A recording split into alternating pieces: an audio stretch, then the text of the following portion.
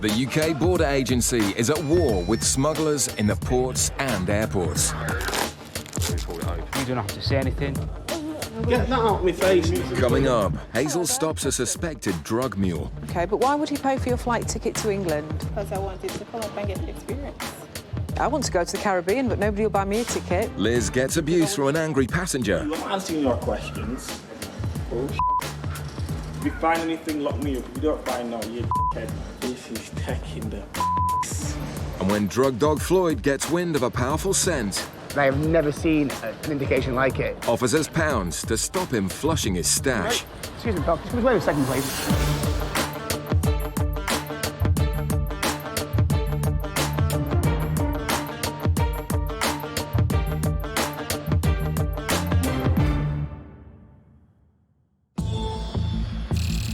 At Gatwick, a British Airways flight has just touched down from St. Lucia. In the last few weeks, cocaine seizures from St. Lucia have skyrocketed, and border officers have intensified efforts to make sure no smugglers slip through the net.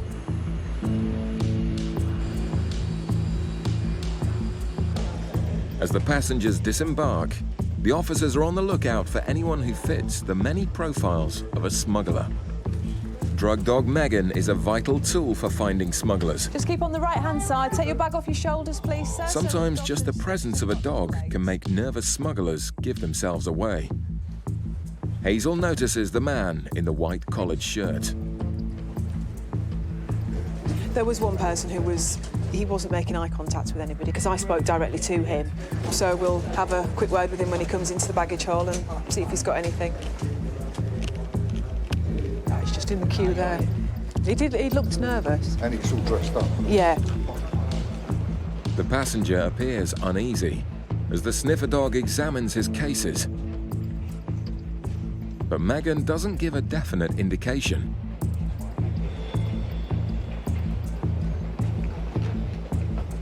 With their suspicions aroused, they decide to question him anyway. Hello there, sir. Are you travelling alone today? Yeah. Can you just bring your bag over to the bench for me, please? Can I see your passport and ticket, please, sir? And how long have you been away for this trip? A week. And what was the purpose of your vacation? Either Jamaica or Trinidad. Were you staying with friends over there or family or? Not a girl. The last time I went to a cricket match there. All right, so there's people you don't know over there? Yeah. Okay. And how long are you going to remain in the UK before you go back to Bermuda? 2 days. I usually do some shopping. Yeah. Okay. Have you got your return ticket back to Bermuda? Actually, I have to try this.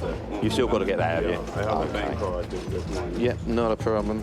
And whereabouts will you be staying while you're here in the UK? I was going to go to a bed and breakfast up on Shepherd's Avenue. I usually go there.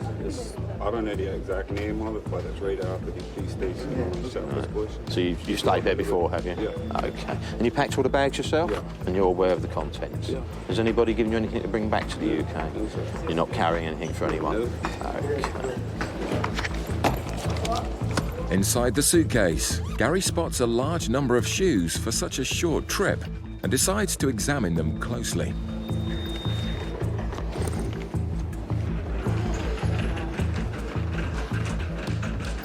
All I'm doing here, I'm just x-raying the shoes to make sure there's no concealments in it. Ash. The X-ray immediately finds an anomaly. The other officers are also convinced the shoes are hiding something. That don't look right there. That difference in the Yeah, but these other ones density. look even better. But there's only one way to find out what's inside. I don't want to do it. All right, lovely. Yes. Yeah. Well, we pulled it open, and there's a package inside the seal. It's game over for this attempted importation. Okay. And what looks like another big haul of cocaine from St. Lucia.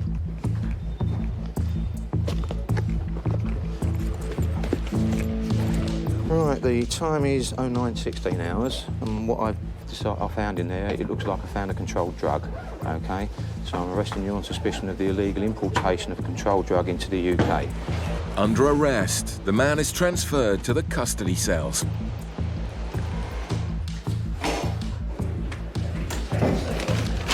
Okay, that's fine. Just pop round here again. I intercepted him in the Green Channel. A number of items of footwear have been found to have packages inside. Do you understand that, what the officers told me? Yeah. So you've been arrested purely on suspicion of being brought in a controlled drug into the UK. Do you understand? Yeah. And any medication for anything? Nothing in your luggage for you, medication-wise? Just some weightlifting stuff. Bodybuilder, eh? Well, I'm trying to be, I was trying to be. The man seems to accept that the only thing he'll be exercising is his right to legal advice. OK, if you just come along with me.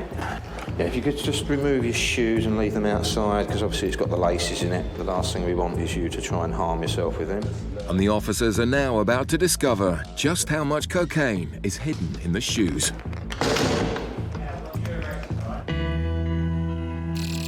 In Manchester, officers are dealing with a difficult customer. You might want to just go and stand with Liz. Martin's in there as well, just the bloke who stopped us a bit arsey. I don't know whether there's anyone else in there, that's all. The passenger has returned from the Caribbean. I still got the keys outside. It's a known source of cocaine. Yeah, but why can't I tell her to come inside? But he isn't making things easy for Liz. Why did she go out before you? Because I'm not asking you, I'm not answering your questions. Do your search. If you find anything, lock me up. If you don't find no, you're a oh, The man can't believe he's a suspect, but he also can't seem to read the signs. You're not going to believe this. Excuse me, I've told you you Got can't to use your stop phone. my Excuse me, outside the car. excuse me, I've told you you can't use your phone. Come Excuse inside. me. She can't come inside. Liz had a number of reasons for stopping the passenger, but now it's his behaviour that's causing the most concern. You're going to pack them back up, yeah? I am going to Pack them back up properly, yeah? I will pack it. With the man getting more aggressive, the other officers keep an eye on the situation. And because you're on TV, you think you're a professional, it's stupid. You're like I don't watch this thing all the time. What do you call it? Australian bomb. The man seems confused about what country he's in. Meanwhile, Liz attempts to continue her search. Can you get your dog? I doesn't find everything. I'm not just looking for drugs. I'm looking for anything else you shouldn't have. Like what? Like weapons, Oh, excess cigarettes. shut up. Okay, what I'm doing now, we've got a machine that tests for traces of drugs. Have you ever used or been in contact with drugs? I said, no, you've asked me the question already. I don't take drugs. Right, okay, that's fine then. Do your little swabs, whatever you want to do. The man then accuses the officers of racism. You always say it's random, it's bullshit. Like the guy said on TV, you're all racist. That's what it is. Stupid it is racist. I didn't see one white person get stopped. No, but it has to be me in it. It's weird that, innit? We've stopped other people on this flight already today. No, whatever. You can believe me or not. Don't believe you anyway. No. But it turns out the passenger has a reason for being annoyed at the delay. This is taking the Why today? You know what day is today? My birthday. That's why I'm really off. I'm just gonna go home, enjoy my 21st, just like every other 21-year-old on the birthday, but to get stopped by custom on your birthday. Any other day, I'm not be bothered. Okay. With the search over, the man decides to push his luck. If you don't find what you're looking for, since you can't reimburse me for my taxi costs, I'd like an apology, a verbal apology. Is that okay? Is that much too much to ask? I'm sorry if I'm wasting your time. That's fine. Obviously it's not a good day, it's my birthday, what a shame, but you haven't found anything, so that's it really. It's annoying when you get picked out, but it's one of those things. On purpose. Finally, Liz and the man seem to agree on something. I am not doing 5-10 years for drugs. It's just not worth it. I'd rather just work like everybody else. Some people do, unfortunately. As the innocent passenger heads off, in Gatwick, the man caught with cocaine concealed in his shoes isn't so lucky.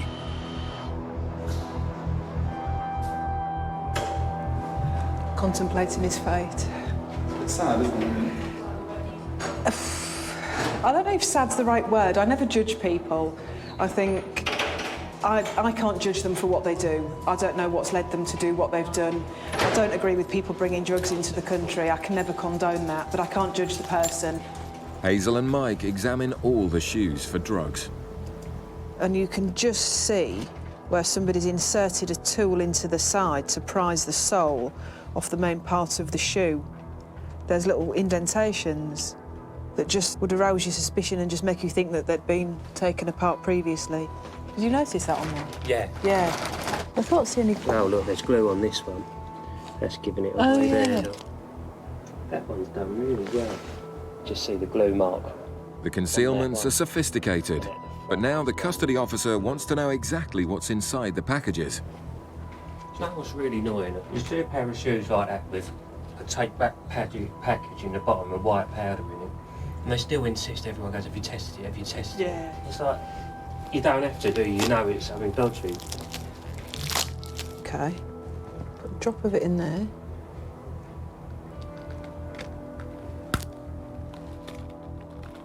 And that's the blue-pink reaction you're looking for, according to this. Pink on the top, blue underneath, that's cocaine. It's definitely cocaine. Will you tell the custody officer it's positive? I will do. With 200 grams of cocaine in each shoe, in all, the man was charged with importing nearly 2 kilos of cocaine, worth around £80,000. Coming up, on the hunt for smugglers, drug dog Floyd gives the clearest indication of his career. Yeah, bridge with a dog, and I have never seen an indication like it.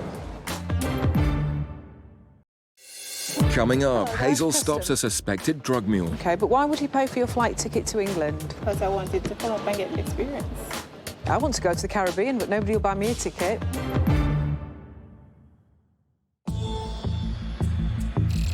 In Manchester, the Jamaica flight has just landed.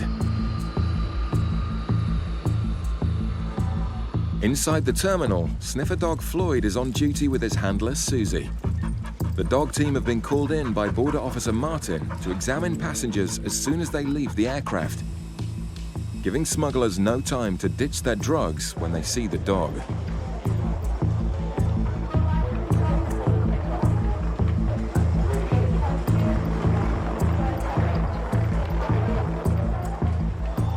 Floyd is trained to indicate if he picks up even the tiniest trace of drugs. But this man with the red bag sends Floyd's signals into a frenzy.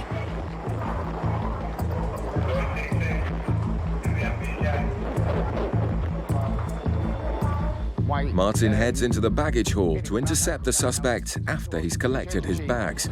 I was doing the air bridge with a dog, and I have never seen an indication like it. Really?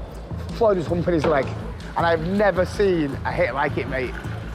The man is traveling with a woman who suspiciously headed straight for the toilets. The woman attempted to go to the toilets in the baggage area. Female officers accompanied her in there and explained the situation to her as well. She's now with the female officers in our baggage search area. The suspects have split, but officers are keeping their distance from the man they think is carrying drugs. Because of the strong indication by the dog, we are concerned that he's aware that we have an interest in him, and he made an attempt to ditch any items he's got strapped to his body. For that reason, we would not let him go to the toilets by himself.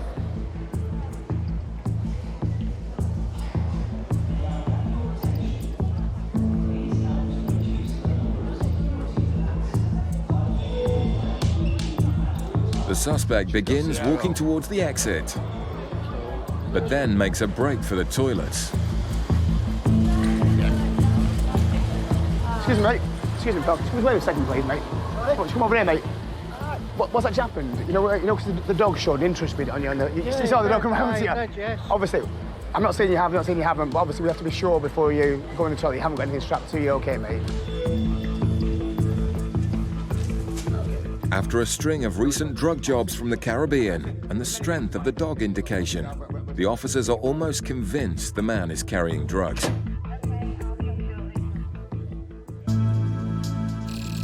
In Gatwick, border officers are also on the lookout for a passenger who's just arrived from Jamaica. The intelligence unit have picked out the passenger as she fits a number of suspicious profiles. We found her. She was very skinny. She's in blue patchy jeans. She's got a white top and a black handbag. Hazel's team watch the suspect as she collects her bag and tries to leave.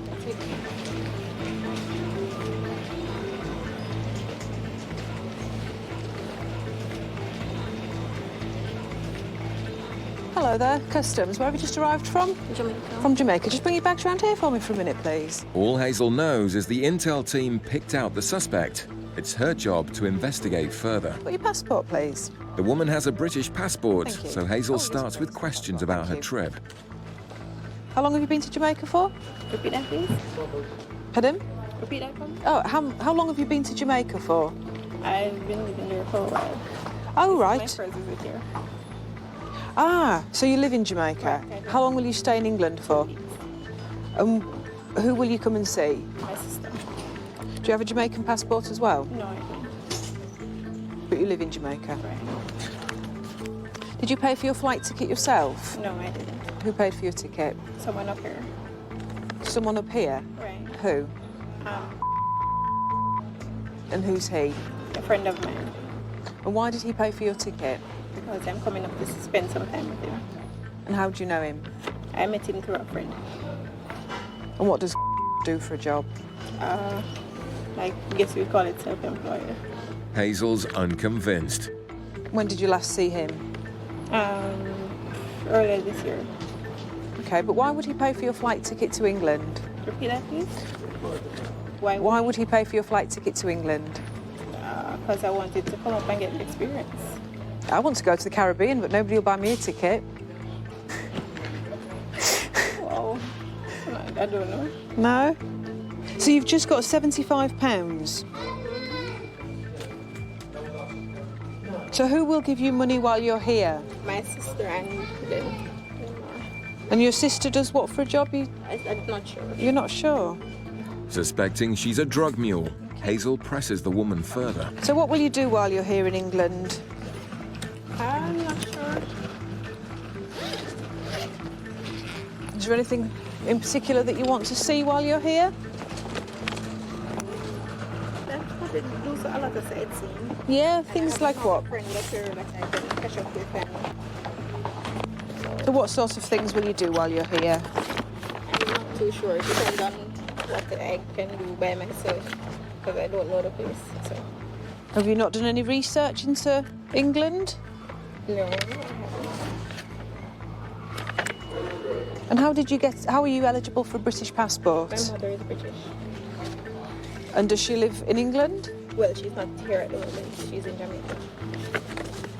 So who is it you live with? I have parents. So you live with your mum? No, I live with my brother. You live with your brother?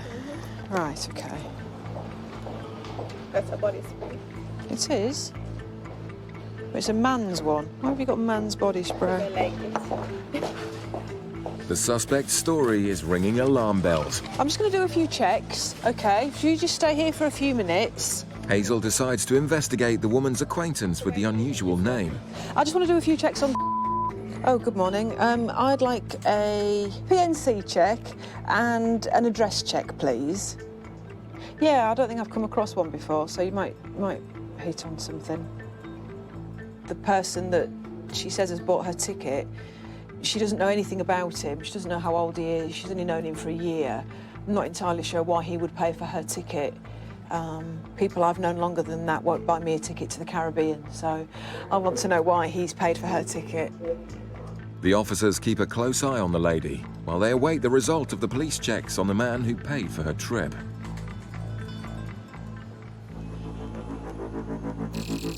Back in Manchester, the team are also on high alert after a powerful dog indication. Certain they'd caught a smuggler, the team pounced. But as they walk to collect his bags, the man gives Kevin some information that changes the mood. A nice one. One? $49,500. One? Oh, excellent. Online or? Online. Yeah, brilliant, mate. It's a disappointment for the team, but contact with so much cash would explain the dog's excitement. High to low. Roller coaster morning already. And you got money belt on as well? Yeah, it could well be that, you see, mate, because the dogs are trained on cash as well as drugs. Yeah, you have so close with the dogs, couldn't you go in? It's got $1,000. So that might explain yeah. why. Wait. The officers search the poker winner to verify his story, but there's no pleasing some people. £30,000, a lot of money. Yeah. I was a bit disappointed, but 2 weeks later,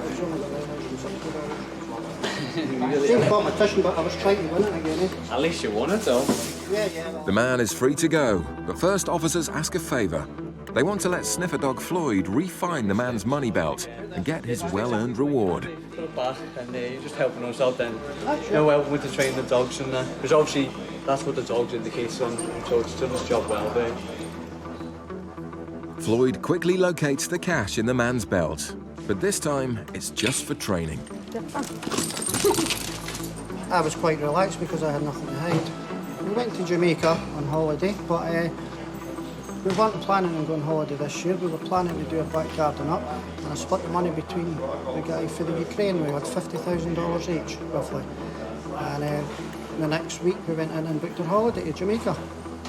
It was absolutely brilliant. And we went over there and we had a great time. Totally relaxing. Celebrated our 6th year wedding celebrated anniversary. our 6th wedding anniversary as well. Last Saturday. The lucky couple leave with the winnings, but sadly the officers didn't hit the jackpot. Hold on. Good lad. Best indication ever, mate.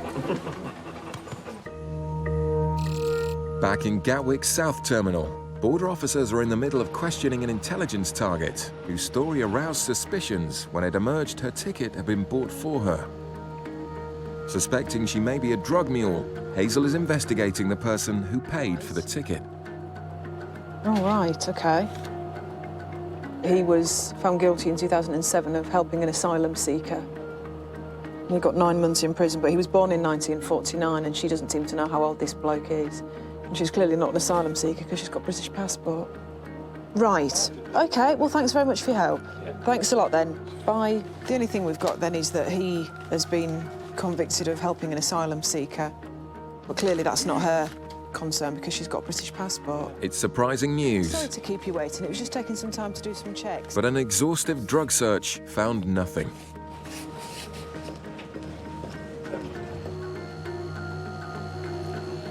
It's fine. OK, well, that's fine. Thank you very much for your time. Okay. Enjoy your stay in England. Thank you. To win the war on drugs, border officers must investigate any suspicious passengers. But thankfully, most are innocent and are free to go. The smuggler caught with cocaine hidden in shoes pleaded guilty and was sentenced to 5 years in prison. In our ports and in our airports, the UK Border Agency is fighting a constant battle against smugglers. I'm arresting you. Oh, dear me. Coming up, after many years on the front line, nothing surprises Officer Fitz. What is it you actually do? I am a butcher, cut the chicken. In Bristol, Officer Joe has become wise to the game. They may be telling the truth. I suspect not. And at Gatwick, Officer Chris uncovers a fortune. How much money are you carrying today? 80,000. 80,000? Yeah.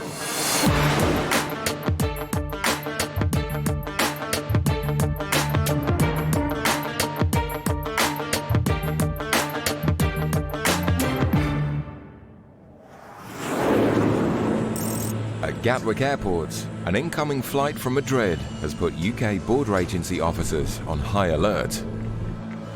Obviously, we do tend to get connectors coming in from South America. So basically, that's the reason why we're using a dog for this, just to see if anything comes up. The flight from Madrid is a known transit route for drug smugglers, so officers are carefully watching for any suspicious behaviour.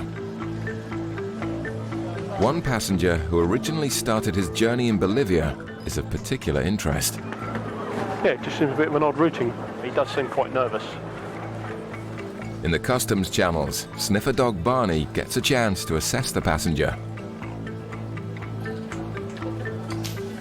But with no indication given, Officer Fitz takes him aside for further questioning. Hello, sir. Hi. Where are you arriving from today? Sorry? Where are you arriving from today? I came in. I left Bolivia after Argentina, Madrid, and I came in now here. Right. Just want to come to one of the benches, just have a quick word. OK. Are you aware that there are certain items you cannot bring into the UK? No. Yeah, These things, such no. as drugs? No. Okay. But Firearms? Yeah, No. I just need to answer the questions Yeah. first, okay?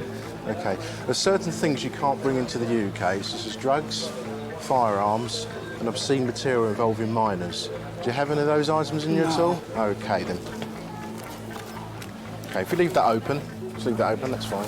We'll have a look at that. With communication difficult, Fitz proceeds with searching the nervous man's suitcase. Monopoly fan? After a quick rummage, an unwelcome visitor rears its head. Yeah. Something crawling in there. Looks like you picked up a visitor. Oh. Well, I'm quite glad you did that, not me. You picked up a traveller. Yeah. Right, you said you work, yes? What is it you actually do? I am a butcher, cut the chicken. Oh, you're a butcher?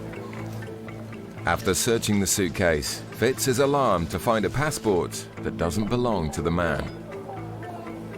Okay, who is this? This is for my sister-in-law living in London. Why have you got her passport? The daughter, the Vivian, is my sister-in-law. Sent this for give the mother because the mother and bring the daughter. You understand that? Right. Okay. But the communication barrier may still be a problem. Fitz remains suspicious of the man's story and his nervous behaviour. At Bristol Airport, a flight has just landed from Tenerife. Officers are x-raying the luggage coming off the flight, and straight away they found some bags which are stuffed with cigarettes. These all full? Yeah, I'll put that. These all the same name, right? These are all the same name. Right. At the moment it appears like we've got 3 bags full of cigarettes under the same name, so it looks like it could be a commercial amount, but we'll see. Having identified 3 bags, they're put back on the luggage carousel. Officers head inside to see who will collect them. The bags have been checked in under one name, but 3 separate passengers picked them up. As anticipated, they walk straight through the Nothing to Declare channel, where Officer Joe is waiting to meet them. All 3 of you, do you want to come over? And where have you arrived from today? You're all aware there are prohibitions and restrictions on entering the UK? Certain things you can't bring into the UK, such as controlled drugs, indecent obscene material, firearms, explosives, things like that. You aware of these things? Yeah. Okay. You aware the Canary Islands is outside the European Union, so there's certain restrictions on how cigarettes, alcohol and tobacco you can bring through. You aware of that? No. Okay. Okay, do you have any cigarettes, alcohol, tobacco with you today? Yeah. How much do you have? 42 sleeves. 42 sleeves each. Okay. All 3 passengers are massively over their allowance. Right, the allowance is 1 of these each. Okay? Hey? That's the allowance, 1 of these each. Why is it one sleeve? Why is it? Because Canary Islands is outside the European Union. So you're only allowed 200 cigarettes each or 250 grams of tobacco. Well, I never knew that one. I thought it was, no? That's why they're so cheap over there, because you haven't paid duty on the goods. That's why I bought already. I didn't realise. I thought probably at that price. But ignorance is no excuse. Travellers are required to know their allowances. Joe will have to unpack all 3 bags to find out just how big the haul is. In Gatwick, Officer Fitz is deciding what to do with the nervous Bolivian passenger who's been found carrying someone else's passport. He says he's bringing his sister-in-law's daughter's passport over because obviously she wants her daughter here. That's the reason why he's brought the passport over, to get a visa. The suspicious passport is taken to immigration to be checked. Meanwhile, the passenger is led away to be searched. We have a lot of problems with drugs coming into the country, especially from South America. I have problems. No. I'm not saying that you have any problems. What I'm saying is there are... I know. You understand that? Yeah. We have problems with drugs coming into the country. Now, to satisfy myself that you have nothing on you at all, what I want to do is a search of person, which is basically a rub-down search of your body. Whilst Fitz conducts a search of the passenger, his colleague Tony returns from immigration with the suspicious passport. I've been down to the what they call the primary control point, which is the passport control, and I've spoken to the chief immigration officer down there and the forgery officer. They're satisfied that the child's passport is genuine, but they say there's no way that the passport would be brought here for a visa to be issued. They wouldn't issue a visa like that. It's also got a refusal for a visa stamp in the back from another country. So they're going to come up and have a word with the gentleman and quite possibly hang on to the passport. Nothing is found during the search of the passenger, so officers swab test his shoes. See what happens again. If he's carrying packages internally, traces of drugs could be found in the sweat from his feet. And a high reading for cocaine makes officers suspect that he could be a swallower. What we've done is, we've done a swab on your shoes. A substance has been detected of cocaine. All right? So, the time is 17:55, and I'm arresting you on suspicion of being involved in the importation of a controlled drug internally. The man is led away for a full-body X-ray. What I need you to do is take a deep breath in, then out, then breathe in again, and then when we'll tell you to breathe out, that's when it'll start rolling, all right? Okay. Okay, to the end. Stay to the end. Breathe out. That's it. But it quickly becomes apparent that he hasn't swallowed any drugs. Negative. Yeah, okay. That's fine. Clear. Cool, thank you. Right. Okay, all done. With the X-ray clear, the traces for cocaine are put down to contamination, and the man is free to leave. The passport he was carrying on behalf of his sister-in-law was seized and handed over to the Bolivian embassy.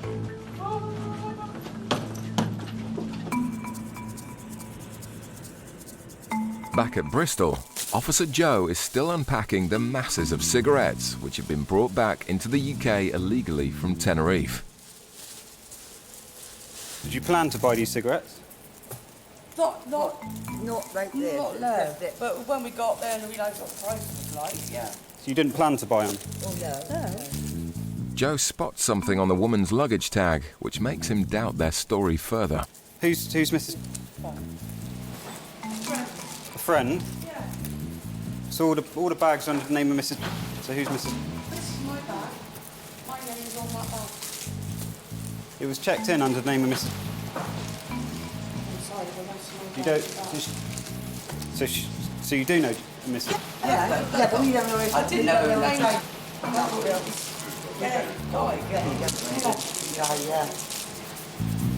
The 3 bags, all being checked in under someone else's name, makes Joe suspect the cigarettes were never intended for personal use. The fact that they're all under the same name makes me think that this Mrs. has paid for these people to go to Canary Islands to bring back these cigarettes for her, so they're just basically carrying it for her, I would imagine. Sign here, just to say these goods have been seized from you today, OK? Just get a signature there, please. With duty in the region of £40 for each sleeve of 200 cigarettes, the 3 passengers almost cost the UK tax system £5,000. Once the paperwork is complete, the passengers are free to leave without their cigarettes. They're given a warning and next time may face prosecution. OK, thanks for your time. I don't know. They may be telling the truth. I suspect not. The cigarettes are bagged up, ready to be destroyed. Coming up, Sniffer Dog Diesel, one of Gatwick's longest-serving canines, is put to the test. Basically, I've opened up the unit now and you can just see there's packages here and here. Coming up, suspicions are raised about a travelling Chelsea fan. He's got no idea where the stadium is. He's got no ticket, it would appear. He's got no idea who Chelsea are playing. At Gatwick Airport, the UK border agency isn't just preventing passengers from bringing illegal drugs into the country. Thousands of tons of freight passes through the airport every year. And officers work in tandem with sniffer dogs to check packages for illegal substances. Today, Officer Lorna and Sniffer Dog Diesel have arrived at the cargo hangar to assess a small part of today's consignment. We're just over at the freight sheds and we're going to cover the freight that's just come off of the Virgin Bridgetown flight. So we'll see what he does. These. Looking for any interest from the dog really, and then one of the anti-smugglers will have a look and see if there's any cocaine or heroin. As one of the airport's longest-serving dogs, Diesel has sniffed out dozens of Class A drug seizures over the years, making him one of the officer's most valuable assets. And it doesn't take long for him to start showing some interest around one of the packages. The box contains a vacuum cleaner, so officers remove it from its packaging to take a closer look. And Diesel just can't keep away from it. With a suspected drug concealment, there's only one way to find out what's inside. It looks like two of the screws have had glue put on them, so it makes it harder to get inside. As you see, he's nearly getting into it now. He's just dismantling the whole thing, so we'll just see what he can find. Here's TV. Underneath here, some packages. Oh yeah, black taped packages. Basically, I've opened up the unit now, and you can just see there's packages here and here. So what we're going to do is get the dog over, have another look at it, and see if the dog indicates. And almost instantly, Diesel makes another of his trademark indications on the packages inside the vacuum cleaner. As you saw, as the dog got close to the scent, it gave a freeze stare indication. Basically, it just freezes at the scent and won't move until the handler throws in a tennis ball, and basically that was a perfect indication. And as you see, the packages are coming out, and they're only small and they look properly tight wrapped. That's why he had to get his nose right on the source of the scent. All right, what we'll do when we find things like this, we'll do what we call a field test. So I'm going to put some of the powder onto this filter paper, just put this liquid onto it. If it's cocaine, it will just flash up like a very turquoise aquamarine blue. Usually takes less than half a second to a second to do that. See, it's going this turquoise colour straight away. That basically indicates the presence of cocaine on the powder. It's another impressive find by Diesel. Thanks to his sensitive nose, cocaine worth more than £8,000 will not reach the UK streets. Across at Gatwick's North Terminal, it's business as usual.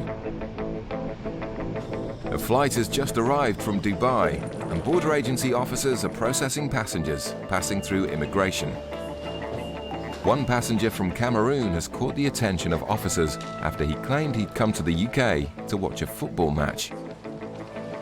These are customs red and green channels. If you've got anything to declare to customs, you need to use the red channel. If you've got any cigarettes, any alcohol, anything like that.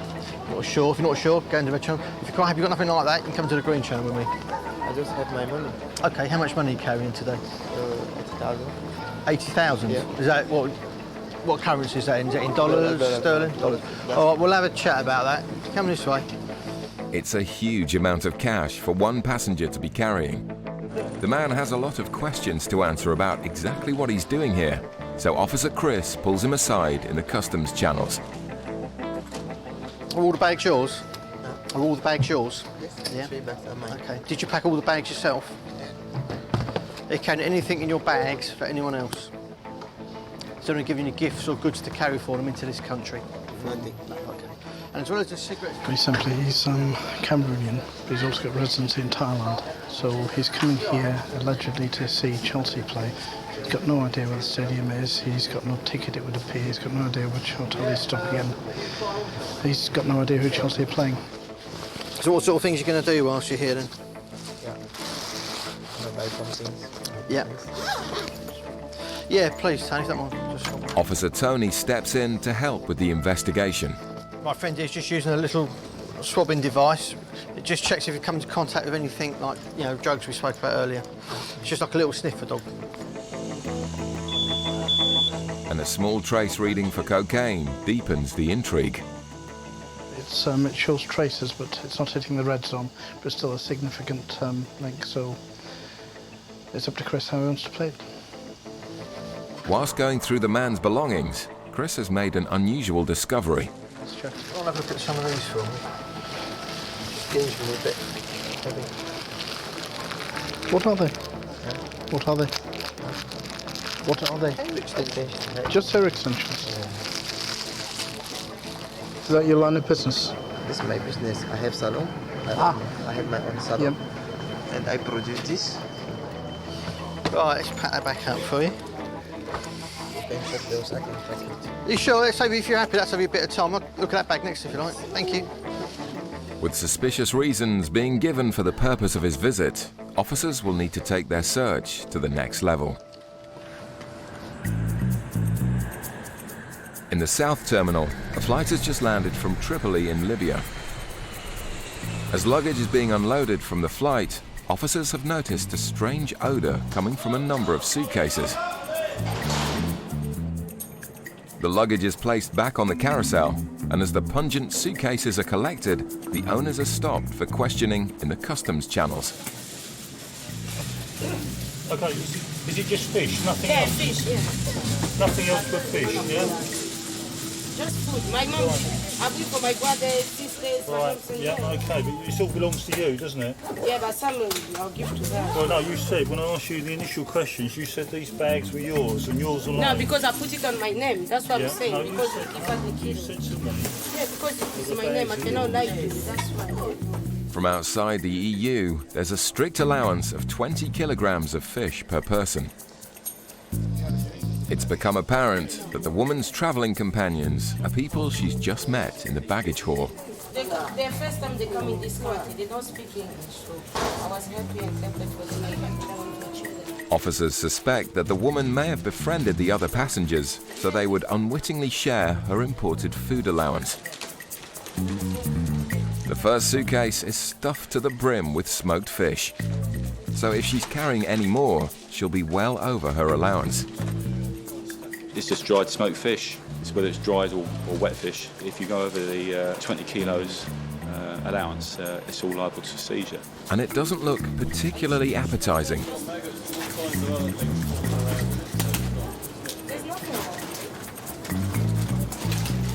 Officers open the woman's second suitcase, which is also stuffed to the brim with smoked fish. It's clear she has well exceeded her allowance. The regulations are 20 kilos of fish. If you go over that, it's deemed as a commercial amount, and we're entitled to take the whole lot. So in this case, it was about 43 kilos of fish, just for the one passenger. Despite being way over her allowance, the passenger is far from happy that she'll be leaving with nothing. Only allowed 20 kilos. 20 kilos. And why don't you give me my 20 kilos? Because if you exceed your 20 kilo allowance, No. we're entitled to take the whole lot from you. Yeah, but I didn't know. It's your responsibility as a traveller to ensure you know what your allowances are. It's the aeroplane responsibility to learn people what to bring and how many kilos you have to bring. The airline's responsibility, I'm afraid. The 43 kilograms of fish are bagged up and ready to be destroyed. The disgruntled woman is given a warning and released. In Gatwick's North Terminal, officers are still investigating a Cameroonian passenger who's carrying over $80,000 US in cash. Tony, does that say UN security on it?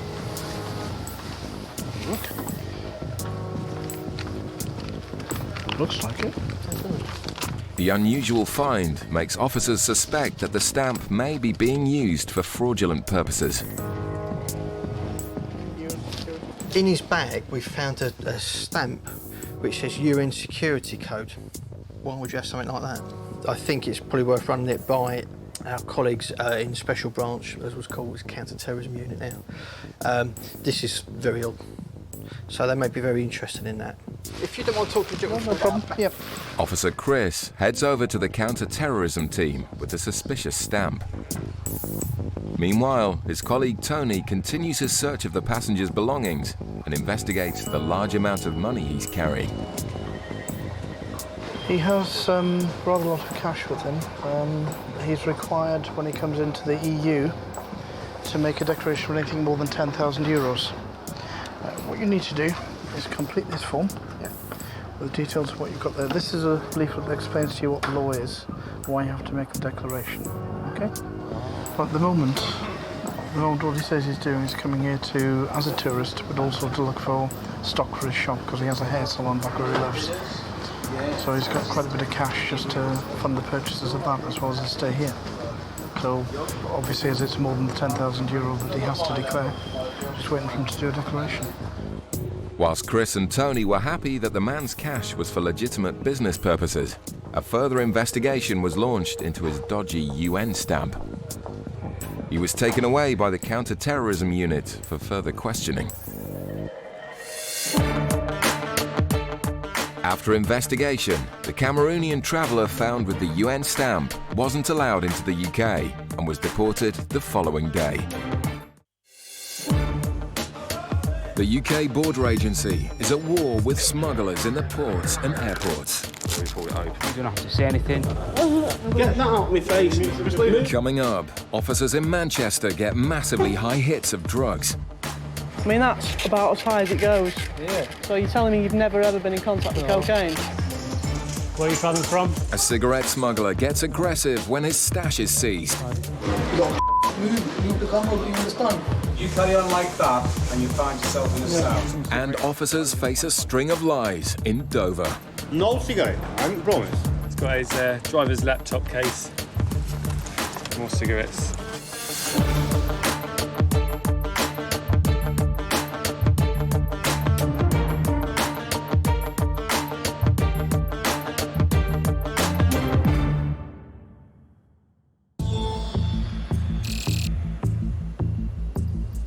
In Manchester, a flight has just landed from Jamaica. Sniffer dog Roddy is in operation on the hunt for any traces of cocaine. Roddy gives a clear indication on this passenger, and officers Liz and Kev step in to investigate.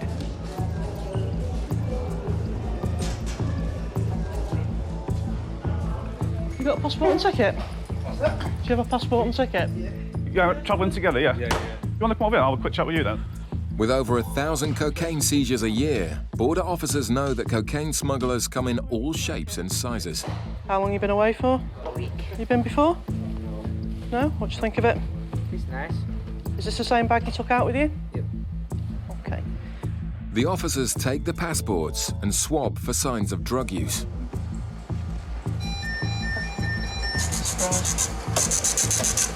Just got traces of, quite high traces of cocaine off a gentleman's passport, so I'll ask him if he's had any contact with drugs, if he's used at all, and take it from there.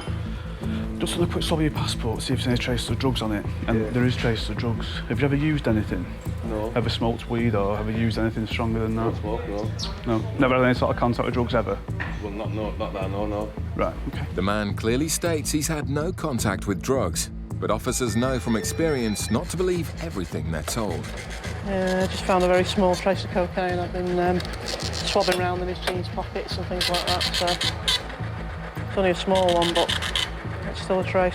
Liz's job now is to work out if he's a user or a smuggler. You sure you've never ever used or been in contact with cocaine? Nope. Okay. I mean, if you have, tell me now, because it's a lot easier. No? Okay. Just found a very small trace. You say I've been swabbing your clothes and everything? Yeah. Yeah, and it's come from your clothes, so... With a bit more pressure, Kev's suspect begins to contradict himself. Have you ever used drugs any time, even if it was a long time ago? Yeah, I've used it before, yeah. What have you used and how long ago? Well, I don't want to discuss that because it's personal, you know what I mean? Well, it's relevant to... It's not relevant because I haven't got no drugs on me, so I don't answer that question. I don't know that. All I can go off is the traces You'll find no drugs. that I'm getting. Liz then swabs her passenger's suitcase, and the hit for cocaine is almost off the scale. The officers are now convinced the two suspects are carrying drugs. That is out the bottom of your suitcase. I don't know, it's like that. I mean, that's about as high as it goes. Yeah. Yeah? So you're telling me you've never ever been in contact with cocaine? Well, I've seen it. I've never had a lighter or nothing like that in my life. No? No. I've done inside your bag. I've got, well, I'll show you. Cocaine high. It's a really, really high reading for cocaine from inside your bag. Yeah. Now, if you use it every now and then, I'm not bothered. I just need to know. I didn't use it, that's what I'm trying to say to you. But the officers need answers, or the search will need to go deeper. At the end of the day, I need to know where the traces are coming from. If it's definitely not from you using, yeah, I've got to think you might have something concealed on you or in you you can somewhere. search me as much as you want, mate. I ain't got, that's what I'm told you. You can search, do whatever searches you want to do. All Not to hide. Okay. If it had something to add, I wouldn't have said that I admitted I was with him and I walked straight off and said no. Yeah, fair enough, it's a fair comment, yeah. All right. But some background checks reveal that Kev's passenger has a criminal record for dealing heroin. Stuff on CRO, supply heroin in 03, there is theft, kindred drugs going back 5 or 6 years. The officers now have proof that at least one of them is lying. At Gatwick Airport, a courier shipment has just arrived at the freight terminal. It's up to the border officers to ensure that any hidden drugs don't make it onto the streets. Drugs dog Megan has been brought in to speed up the search. We're just about to search some cargo from South America, or some DHL mail, from places like Colombia, Venezuela, things like that. So we're just waiting till they get all the stuff off the pallet, and then we'll let it go. The Sniffer dog's nose is 10 times as powerful as a human. But today, it's Officer Andres who spots a suspicious smell.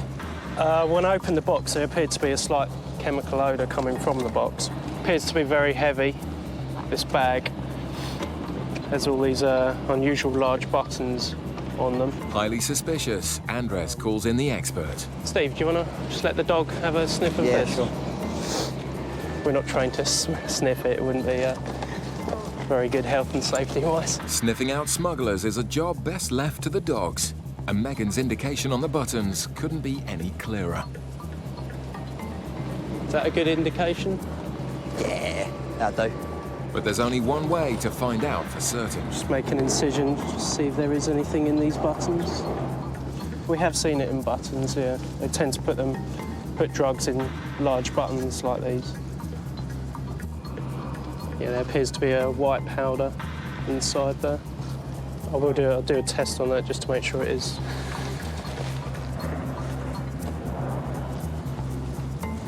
Appears to have gone blue, indicating the presence of cocaine. It's another hit for the freight team. With 3 bags all covered in huge buttons full of cocaine, it's a seizure worth tens of thousands of pounds. This particular package is going to a private individual in Spain, so we'll inform the Spanish authorities, and then they'll make a decision as to whether they want to do a controlled delivery on the premises or get a warrant to search the premises. Take it from there, really. Nice job. Cheers, mate. In Manchester, officers are still trying to find out why 2 passengers have triggered massively high readings for cocaine. It's not something we're going to use. We're not going to go and tell the police this person's admitted doing this, that or the other. I just need to know why there's traces there. That's the only reason I keep asking you.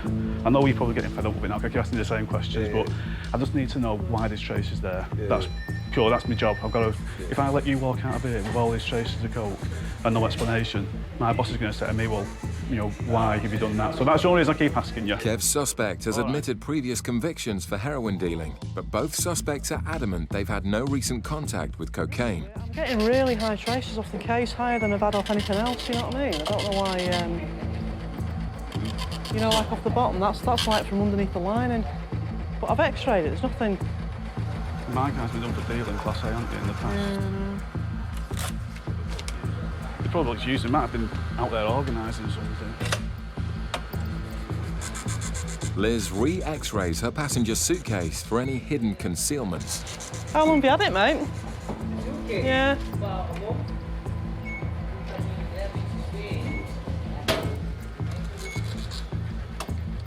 Just getting really, really massive hits. That's where I've had the biggest hits for cocaine, and there's nothing there. It doesn't weigh anything, so. I've just swapped these debit cards and it's completely off scale, absolutely right to the top for coke. The officers are getting frustrated with the evasive answers. When was the last time you used coke? Months ago, I can't remember. Right. Okay. Kev's passenger has admitted using cocaine, but it's Liz's suspect who still says he's never touched drugs, despite all the evidence against him. Yeah, because the dog indicated on you, I mean, that's the reason we stopped you. Want to be sure you've got nothing on you. We found traces of cocaine all over your baggage. You've denied use or contact with cocaine. You travel frequently. The trip was booked by somebody else. It's just one of our indicators. So the lads are just going to take him to a private room now and search him. All right. Running out of possible causes, Liz examines his footwear. If he's a swallower, traces of drugs would seep into the shoe. But hits off the laces would suggest he's recently handled drugs while using. And that's off his laces. You seen that off the laces? See, I've got a problem because I've really, really massive traces off your laces. There's nothing off, there's like a little trace, sort of like inside your shoes. Yeah. But off your laces, it's just like, it's almost all the bars again. It's like, there's been loads of cocaine in contact. I mean, well, I mean, inside, but like I say, off your laces, I've never seen anything so high off laces. Obviously the concern is you might have something internally. If we were to... Scanner if you want. You'd be all right with that, would you? Yeah, I don't take that and I have brought up, but okay. Jamaica a bit stupid, this thing to bring somewhere. Well, people do, yeah. I know, but... So what about a urine test? If we did a urine test, what would that show us? What, my intestines? A urine test, you know, like a pee test. Oh, my pee test? Yeah. A bit of cannabis? Bit of cannabis, but... cannabis, yeah. Yeah, it does show cannabis, yeah, but no cocaine. No. A baffled Liz has investigated the massive cocaine hits as far as she can. With no hard evidence, the men are free to go. I'm not being funny, but you don't find one, what can you do? All right. Go home and burn all your stuff and... No, yeah, we've just been totally searched and they're saying got traces of cocaine in my laces, in my shoes. But I don't have a clue where that could have come from. Cheers. It's happened about 5 times before, so it's nothing new. But to find traces of cocaine in our shoelaces, that's a new one. But I don't know where the hell it could have come from. Coming up, a cigarette smuggler gets aggressive in Manchester. You got move the camera, but you understand? You carry on like that and you find yourself in a cell. Coming up, officers face a string of lies in Dover. No cigarette. I'm from it. What have we got here then? Got 14 cartons. 14? Oh, that's the result then.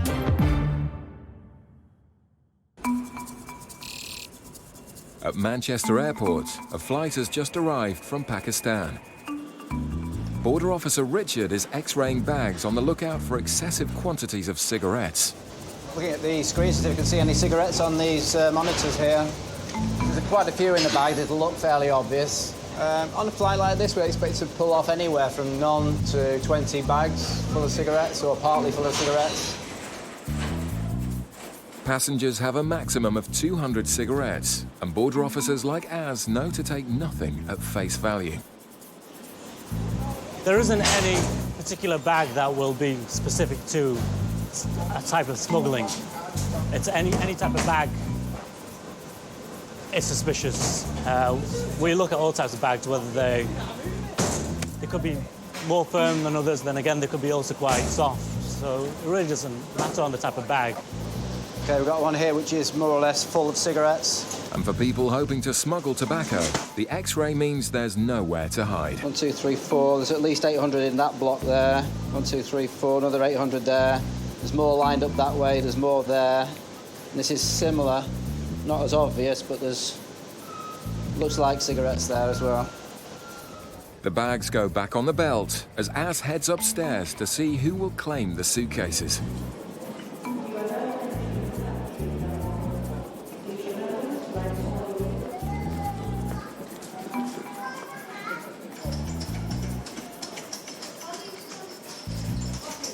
Hi there, sir. Are you travelling alone? Yeah. Just a quick X-ray of your bags, please. Where are you travelling from? X-ray your bags this way, please. Az starts with some simple questions. These all your bags? Yeah. All right. Have you ever been stopped by customs before? Have you ever been stopped by customs before? All right. The way to do it is by answering the questions, all right? Okay. Well, you're going to have to answer them. Go around and bring your bags over to the bench, please. Officers often face angry passengers, and the man seems annoyed at being stopped. Excuse me? I'll show you this guy. Well, if you grab the suitcase, then come over to the bench, all right? The man's already angry, but things are only going to get worse when he finds out Az will be seizing all his cigarettes. Dover, officers have stopped 2 Bulgarian lorries. Each driver is allowed only 200 cigarettes, but a quick search found over 1,000 in one of the cabs. Suspecting they're hiding more, both lorries will now be searched. This one over here is the one actually got the cigarettes. He's got his girlfriend with him. Because we're travelling together, same company, we're going to do this one as well. Because this driver here, he declared no cigarettes either, just some cigars. How good is your English? This man lied about not having any cigarettes. The other lorry driver is adamant he doesn't have any. Chef, how many is in here? In here? Cigarettes, how many? No cigarettes. Sure? No cigarettes. I'm promise, no cigarettes. But when you know where to look, the driver's lie is easily exposed. What have we got here then? Big Jake? Says it's got 14 cartons. 14? Yeah. Same place? Oh no. Oh, that's the result then.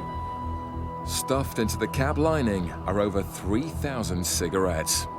With massive profits to be made, drivers use every available space to hide cigarettes. He's already lied once. He said he had no cigarettes at all. You see, we found 15 cartons of each carton's got 200, so that's 3,000 in total. You know, he's lied once, so we'll continue our search of the cab unit to see if there's any more cigarettes in there. But some of this man's efforts to hide his cigarettes are laughable. Have you got any more in here yet? I'm on the front, I took all ones at the front. Yeah. Lifted up the bunk and it's got a rubbish concealment, proper rubbish. Is it? It's just like little green plastic over it, something like that. So there is more fags in there? Brilliant. The officers suspect he's used the hidey hole before. Oh dear. Basically, all the food across the top, just that green plastic on top. Take that off, just green plastic and cigarettes underneath. Very simple. Not very complicated. He's just relied that he doesn't get stopped. And that's what he's got there. With both lorry drivers having lied about not carrying any cigarettes, officers will be imposing a strict punishment.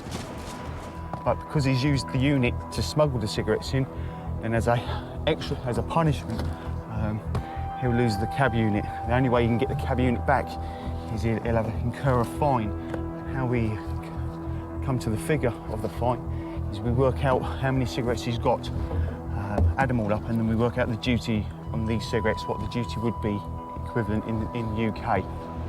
For the drivers, it's an expensive lesson.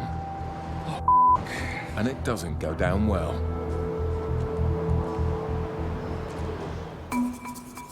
Back in Manchester, Officer Az is also dealing with strong language from his feisty passenger. Do you have any photo ID travel documents? Yeah, I do. Can I see them, please? Can I see them? How long were you away for? 2 months. All right. What was the purpose of your visit? I'm sorry? Family business, innit? Okay. I'm going to look inside your bags.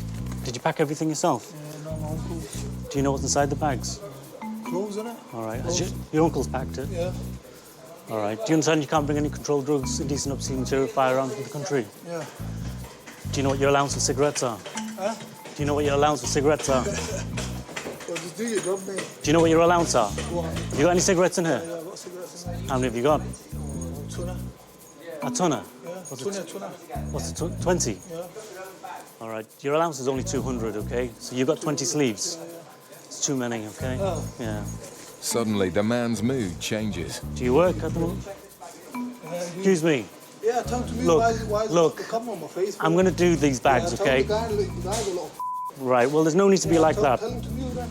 All right. Little move the camera, but you understand. You seen this here? With the passenger getting aggressive, Officer Gary steps in. What do I do now? Do you want to read it here? Yeah, go on, read You it. threaten or intimidate the staff, Yeah. you could be arrested. Yeah. Right? Yeah. So you carry on like that and you find yourself in a Yeah. cell. All right, mate, no so problem. you keep your mouth shut and let go of this, okay? He was quite obstructive. He's not, I wouldn't say he's an easy passenger. He was quite obstructive. So how much are you allowed? 200 or 400? 200. But because you haven't declared them, 200. you won't be... Yeah, that's right. But the man won't be leaving with his allowance. You go over 200, you lose everything. Yeah. Once you exceed your allowance, you lose the right to an allowance. So therefore, today you'll be going home with no cigarettes. Do you understand that? Yeah, put that one back in there. No, that won't be going back. What? Just explain. Well, 200 or that's 200. Just explained it to you. That's 200 or Once you exceed your allowance, you lose the right. everything. If you let me finish. you What lose- have you just done? The man has exceeded his allowance by 5,000 cigarettes. He's not best pleased he'll be leaving with none. Yeah, 25 sleeves. 26. 26 leaves. 26 sleeves. Yeah. Yeah. All right, now what I'm going to do, okay, What you're going to do is what you're going to do. I'm going to get some paperwork sorted out for you and get you going, all right? Keep happy, mate. Be happy and that. All right. Az tries to educate the passenger so he doesn't make the same mistake again. This is a receipt to say I've seized Yeah. 5,200 cigarettes, yeah? I'm also giving you a warning letter. Remember about bringing in large amounts of cigarettes. Here's a copy for your records. This is, hang on, I haven't finished yet, your copy yet. Too premature there. That's for you, the original. Here, listen. Come on. You keep going away. What do I need that for? This is information about what you bring in, and there's a right to appeal as well. If you wait 2 minutes, you can get that as well. The man is eager to leave, Thanks for your time. but if he doesn't want cigarettes seized from him again, he'll need to watch his step. We get all kinds of people with all kinds of moods. Some people are quite happy and quite welcoming to a customs officer. Unfortunately, this wasn't one of them passengers, you know. In Dover, the drivers who swore they had no cigarettes have been well and truly found out. No cigarette. And chef in here, no cigarettes? No cigarette. I'm promised. I'm promised. More fags.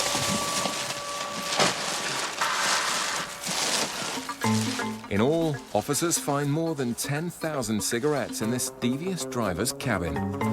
This is the trouble. Sometimes it can be quite a long, convoluted process because you have got to literally check everywhere. You can't rely on the drivers necessarily to tell you the truth at any point, which is a shame. But obviously, if we did start believing people, we probably wouldn't find it. So. Smuggling cigarettes is a serious crime, and both drivers must now pay the UK duty on the entire amount. If not, their lorries will be seized and they'll be walking home. The first driver is forced to pay nearly £1,000 on the spot. One of the vehicles has been successfully restored for £985. The other driver can't afford to pay. He says he's going to pay tomorrow, so therefore it's seized, stays in our care until he's paid. Simple as that. When it comes to cigarette smuggling, officers don't mess around. The man will leave with no cigarettes and no lorry. The cash-strapped driver asked for a lift whilst making a desperate call to the bank. After a cosy night together, he's vowed to return in the morning to pay off his £1,800 fine. The Bulgarian lorry driver did return the following day to pay off his fine. He was given his lorry back and a stern warning. In our ports and in our airports, the UK Border Agency is fighting a constant battle against smugglers. I'm arresting you. Oh, dear me. Coming up, officers acting on instinct make a startling discovery. You get to know what's normal, and so when you get something that's unusual, it sticks out. On a flight from Barbados, one passenger has something to hide. Looks like there's a concealment here underneath the corner. So we're looking at about 2 kilos probably. And in Gatwick's freight terminal, one officer learns to never judge a book by its cover. Pages have been glued together and hollowed out to reveal cocaine.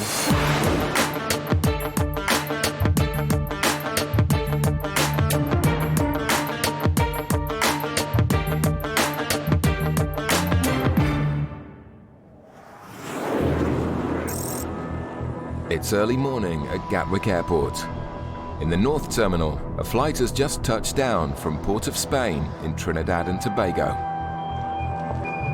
With flights from the Caribbean known to be a popular transit route for drug smugglers, officers use various methods to check passengers arriving in the country. One male passenger has been stopped in the customs channels. He claims to be a student and has come to the UK to visit his aunt. Officers question him further about his travel plans. Sorry, I heard my colleagues say that somebody helped you pay for your ticket? Yeah. Who paid for your ticket? Your aunt? In Trinidad? Okay. Wow, so you got a club ticket? So you sat in club? How much did you pay? 7,001 TTT. What's that in sterling? Roughly, you know? It goes like £600. £600, wow. For a club ticket, that's good. But this wasn't the man's original ticket. So the first ticket was a return ticket. Which I couldn't follow back. So you couldn't follow that back because you were late? Yeah. Do you have your return ticket with you? No, I don't have that here. Okay. All right. Just going to get an iron track for you. Yeah, Not much baggage there, is there? You got no other baggage? No. That was it? That's all. Wow, travelling light. The guy's come in from a week's trip to Trinidad. He's a student here, so he's obviously not earning lots of money. His baggage doesn't support the fact that he could travel as a club passenger, and so it just doesn't look like a very good story at the moment, but we'll see. I'm just going to do a narcotics swab. Have you used any drugs while you've been away? No. Okay. Officer Andy swabs each of the man's bags to see if he's come into contact with any drugs. The swab comes back negative, but a concerned Andy still isn't happy. It just doesn't tie together, so we're going to search him. We've got sufficient grounds to search him, and then we're going to consider whether we want to put him through the X-ray to see if he's got anything inside him. The man is taken to a private room to be searched. But after finding nothing, Andy decides to follow his instinct and take the man for an X-ray. You get to know what's normal, and so when you get something that's unusual, it sticks out. The man agrees to do a full body scan. Officers will find out shortly whether their hunch about the student passenger was correct.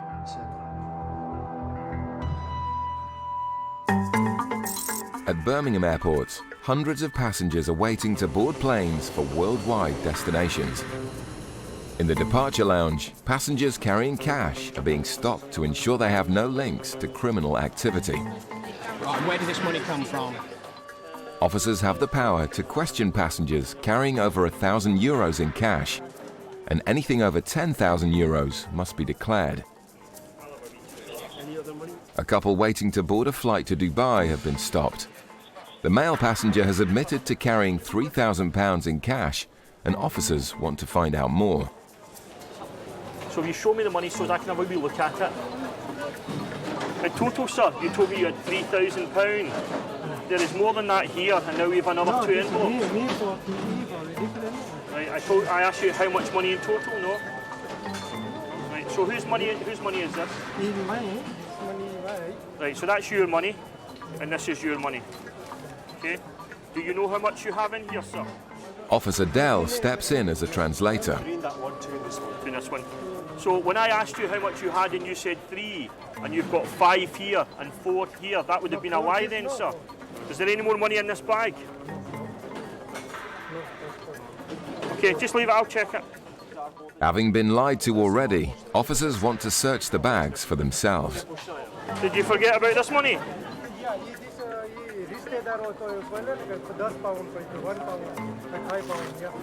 Family members. Right. But can you say to him, I asked him had he any more money, and he said no. This is obviously money. As the money keeps on coming, officers need to find out where it's all come from.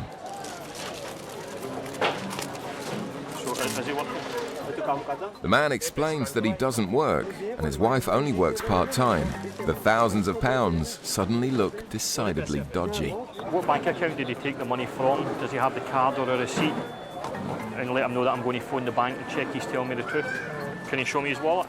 The man's bank card will be used to run checks, but as he hands over his wallet, even more cash is discovered. How much is in here? That's more money from, probably more money from the relatives. The evasive answers are starting to become frustrating. What I'm looking at is to get as a source of the cash just now. But if I wasn't working, I wouldn't have £8.5 in my pocket. As the flight time approaches, officers urgently need some answers about where the money has come from, or the couple risk having all of their cash seized.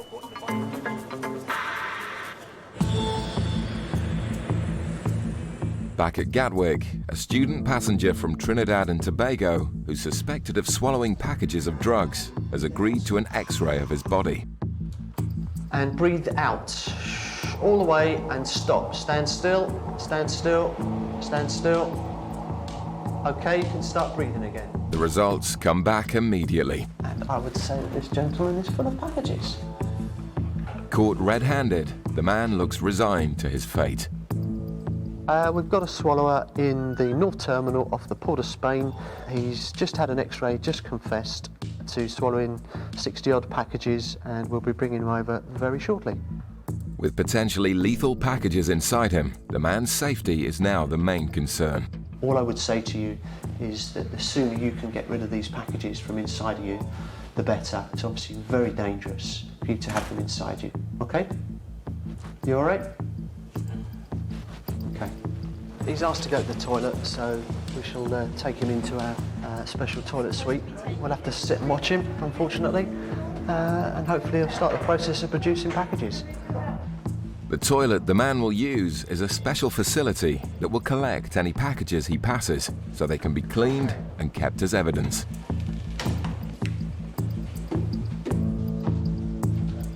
And it doesn't take long for him to start producing the goods.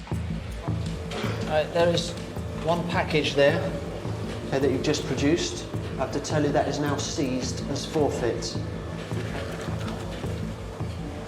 Quite clean, but he's obviously struggling. It's quite a big package. So he now wants to have something to eat and drink to try and force the natural process. Could be up to 5 grams a package if they're all that sort of size. So half a kilo of coke, something like that, inside him. Half a kilo of cocaine is worth approximately £25,000. It's a sizable discovery for the officers, but a very dangerous pursuit for the man. We have a duty of care just to keep an eye on him and make sure that if we see anything untoward, we can get there very quickly. All they can do now is wait for nature to take its course. Back in Birmingham, officers are still trying to establish the origins of £8,500 in cash that a couple are carrying in their hand luggage. If he only gets £48 a week, he'll be in income support. The couple's income from benefits and a part-time job don't even cover their monthly outgoings. Is there a mortgage? Is there a mortgage at 672. Yeah. Otherwise, money's coming from them. Officers are struggling to understand how the couple could have saved such a substantial amount of cash. He's only on benefits, so to have £8.5 with that amount of money coming in, it doesn't seem plausible. Anyone claiming benefits in the UK must inform the Department for Work and Pensions when going abroad. Has he notified the DWP he's travelling today? Does it this year? DWP this year? No, it's not informed. Okay. Don't worry, we'll let them know. If you get their national insurance numbers, I'll phone DWP and check. Concerned that they may be defrauding the UK tax system, officers will leave no stone unturned in their checks of the couple. I've got a guy just now stopped him. He initially had £3,000. He's now up to £8.5. He's on benefit. The money doesn't even kind of match up. I'm thinking of just doing a referral with DWP after speaking to them, but I just want to check with you before I let him go. Officers wouldn't want the couple to miss their flight unnecessarily, so if the fraud investigation team agree, the couple will be investigated on their return. Okay, cheers boss, thanks, bye-bye. With permission granted, the couple are allowed to continue their journey, but will be asked further questions on their return. If we can prove a link to the money, if it comes from a proceed of crime, then we would seize the cash. There's no direct proof there that the gentleman's committed any offence. It was just the fact he lied initially that drew my suspicions. With seconds to spare, the couple eventually make their flight to Dubai. Bye-bye. Coming up, a man with someone else's credit cards is given a lesson in international law. What's the crime here? There's a crime anywhere in the world. No.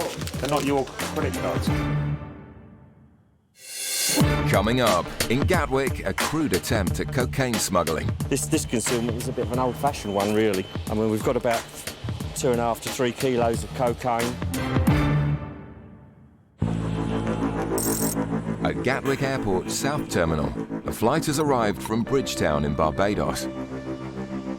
As a known source area for the production of Class A drugs, border agency officers are scanning suitcases to search for any illegal substances. In the airport's custody suite, one male passenger from the flight has been arrested on suspicion of bringing a controlled drug into the country. The X-ray has revealed hidden concealments in the corners of his suitcases. I'm a custody officer. Okay, my role here is to ensure you're given your rights. Any comments? Just that I was unaware that what I brought through. I wasn't aware that it was. Officer Niels takes the 2 suspect suitcases away to be examined further. This bag came off the British Airways flight from Bridgetown this morning, and while the bags were being unloaded, became suspicious about the riveting on the sides of the case. They don't look original. If you have a look here, a bit closer, you'll see there's a ridge here, which is quite thick. Normally they wouldn't be like as thick as that. The contents of the suitcase are removed to get a better look at the hidden concealments. Photographic evidence is taken of the discoveries. Looks like there's a concealment here underneath the corner. There's a black package. And with a similar package found in every corner, the second case also needs to be examined for hidden concealments. Okay, right. Go. So we'll just see what we suspect is in here. If you look closer, you can actually see where they've taken the original screws out and they put new bolts in, rivets in. You see it all the way around. As the man waits in a cell to find out what his fate may be, officers conduct a field test on the substance found in the suitcases. If it's what we think it's going to be cocaine, hydrochloride. The reaction would be a turquoisey blue colour. There we are. And you can see it straight away. There we are. There's a nice reaction there. We think there's probably a reasonable amount, so about a kilogram in each case. So we're looking at about 2 kilos probably. 2 kilos of cocaine has an approximate street value of £100,000. It was an audacious attempt at smuggling a huge amount of drugs. The man was eventually taken to court and, despite pleading not guilty, was sentenced to 7 years in prison. At Gatwick's North Terminal, another flight has just come in from the Caribbean. Hey guys, you just come through single file right over to the right-hand side for me, please. With a spate of recent drug seizures, passengers from Jamaica are rigorously checked by drug detection dogs as they disembark the flight. Border agency officers working in immigration have become suspicious of one male passenger's reasons for entering the country, so he's taken aside for questioning. Who gave you that suitcase? Who gave you that? What was his name? Sorry? Danny. The passenger appears nervous, so Officer Paul wants to find out the true nature of his visit to the UK. Do you have any goods to declare? Okay, if you want to pop your bag up here for me, please. You've come in from Nicaragua. You flew to Panama. Yes. Then you went to Kingston. Yes. Okay, what did you do whilst you were in Kingston? Just stay one night. Yeah. Then I took the taxi. Then I came out to the airport again. Okay, and this case, was it given to you in Nicaragua? Yes. Why didn't you use your own case? It was too small. You don't have too much space to put everything. Right, okay. The man told immigration he came to the UK to visit his fiancée, but Paul wants to know more details. So what are you going to do whilst you're here? Just visiting, my fiancé family. When did you get engaged? What month? For month, March. When you get out of here today, where are you going to? I'm going to Silverstone by car with my brother-in-law, Sarah. So they're waiting for you outside? Yes, but I have to. Yeah, but I have to pay the gas. You have to what? Pay the gas. Petrol. Yeah, you have to pay the petrol. Yes. So who's actually picking you up? Sarah. Sarah's picking Sarah you up? and David. Your fiance's picking you up? Yes, Sarah. And you have to pay the petrol? Right, okay. I'm just going to have a quick look at your bag then. A routine search of the man's bag is carried out. With his suspicious story, Paul wants to rule out the possibility he's carrying any drugs. And how much did your ticket cost you to fly to the UK? 1,100. 1,100 US dollars. Yes. And where did you get that money from? From working, I have to sell out to become money to come here. Sold everything. The man continues to be quizzed about his visit to the UK, but his answers to basic questions are still unconvincing. How long have you known her for? 2 years and a half. 3.5 years? Yes, no, 2 years. Yeah, 2 years and a half. How long? 2 years. I met her on the 30th of December of 1998. 1998? Yeah. 1998? Yeah. That's 12 years ago. No, sorry, 2008. 2008. Nothing unusual has been found in the man's bag, but his nervous behavior and story discrepancies make officers suspect he may not be telling the truth. You use drugs at all? No, never. You could use my blood and test it. Okay. Are you happy to have an X-ray? An X-ray? Yeah, just to make sure you haven't swallowed anything. Like here? No, an X-ray, a scan, body X-ray. Yeah, no problem. No problem. Yes, no problem. You could scan me, no problem. I'm thinking now it's probably more likely to be an immigration issue. So we're going to do a quick SOP on him, a quick scan, just to make sure there's nothing, and then take him back to immigration.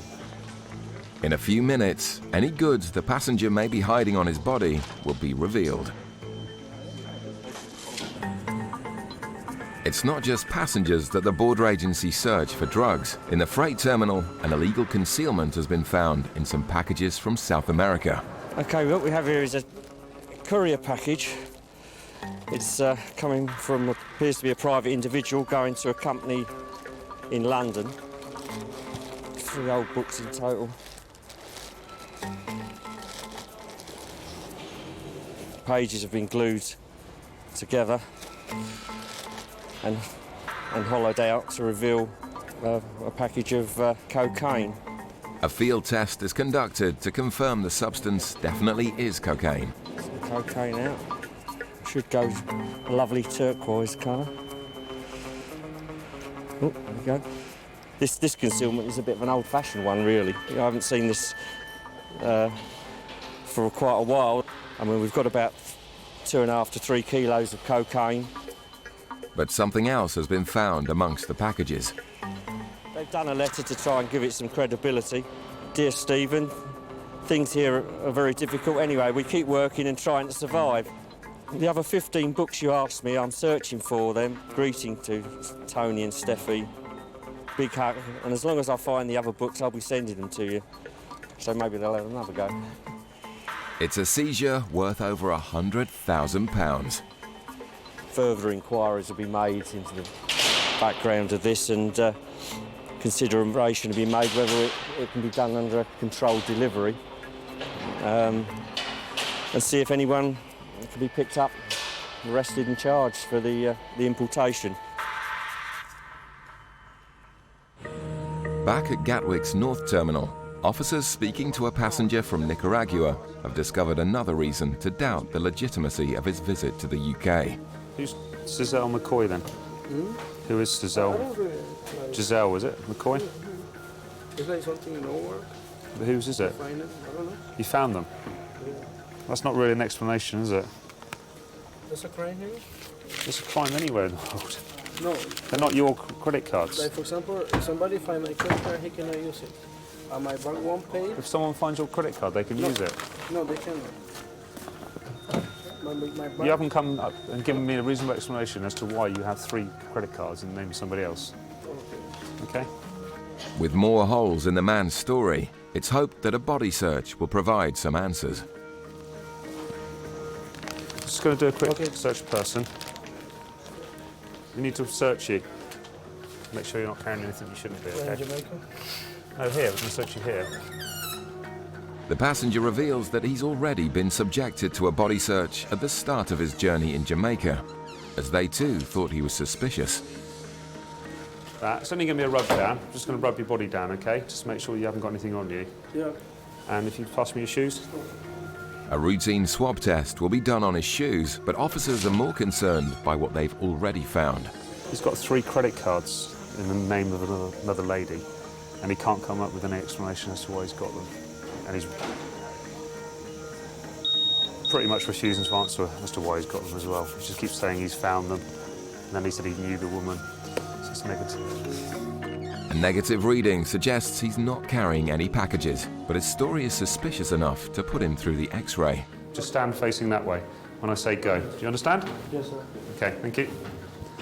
Breathe out. Despite the man's nervous behaviour, as the scanned images come through, it's clear he's no drug smuggler. Can't say anything now, can you? No. I'd say it's clear.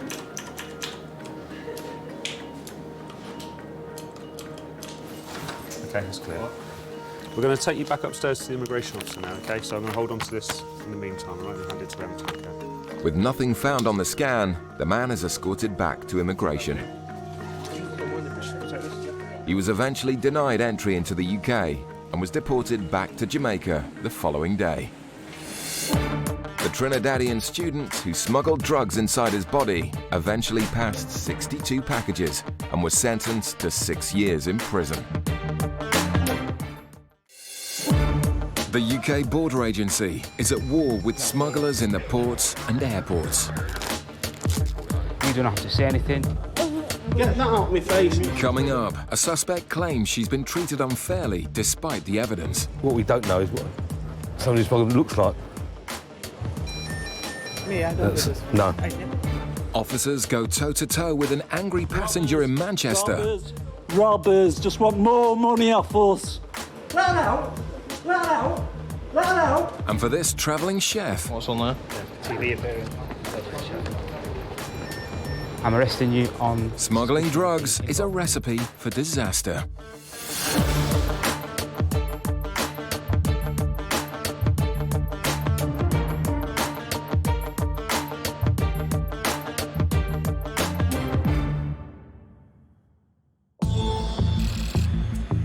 In Gatwick, a flight from St Lucia has just landed. As the passengers disembark, UK border officers and sniffer dog Lucy are waiting, on the hunt for any traces of Class A drugs. Thank you. Thank you. The officers are also on the lookout for suspicious behaviour. Thank you. And when Lucy shows interest in this couple, That's fine, thank you. Can you slow your bag for me? both passengers seem nervous. Thank you.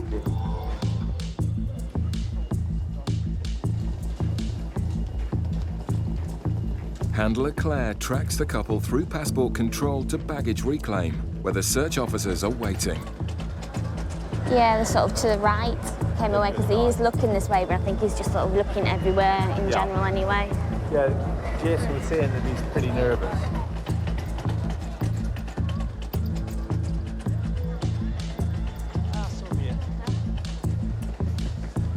The team keep a close eye on the suspects as they head for the exit. When an officer stops the woman, Hiya, where have you arrived from today? St Lucia. the man seems to walk on. So are you travelling together? Yes. Yeah, do you mind just stopping at the bench for me, please? But the officer pulls him over as well.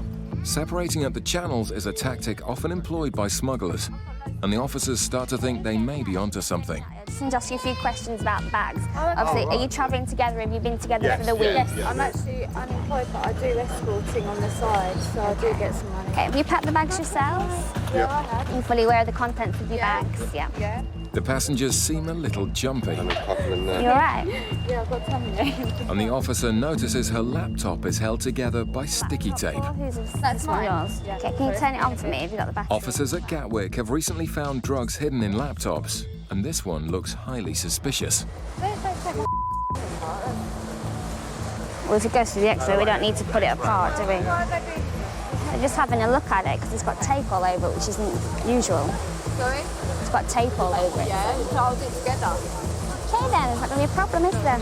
The laptop is clear, but with around 1,500 kilos of cocaine seized at the border every year, the officers know to investigate every possible angle. and there's still one bag that needs to be searched. You got a little rucksack, dude? Do you have a rucksack? Yeah, I took it in my bag. Yeah. Have a quick look in the rucksack.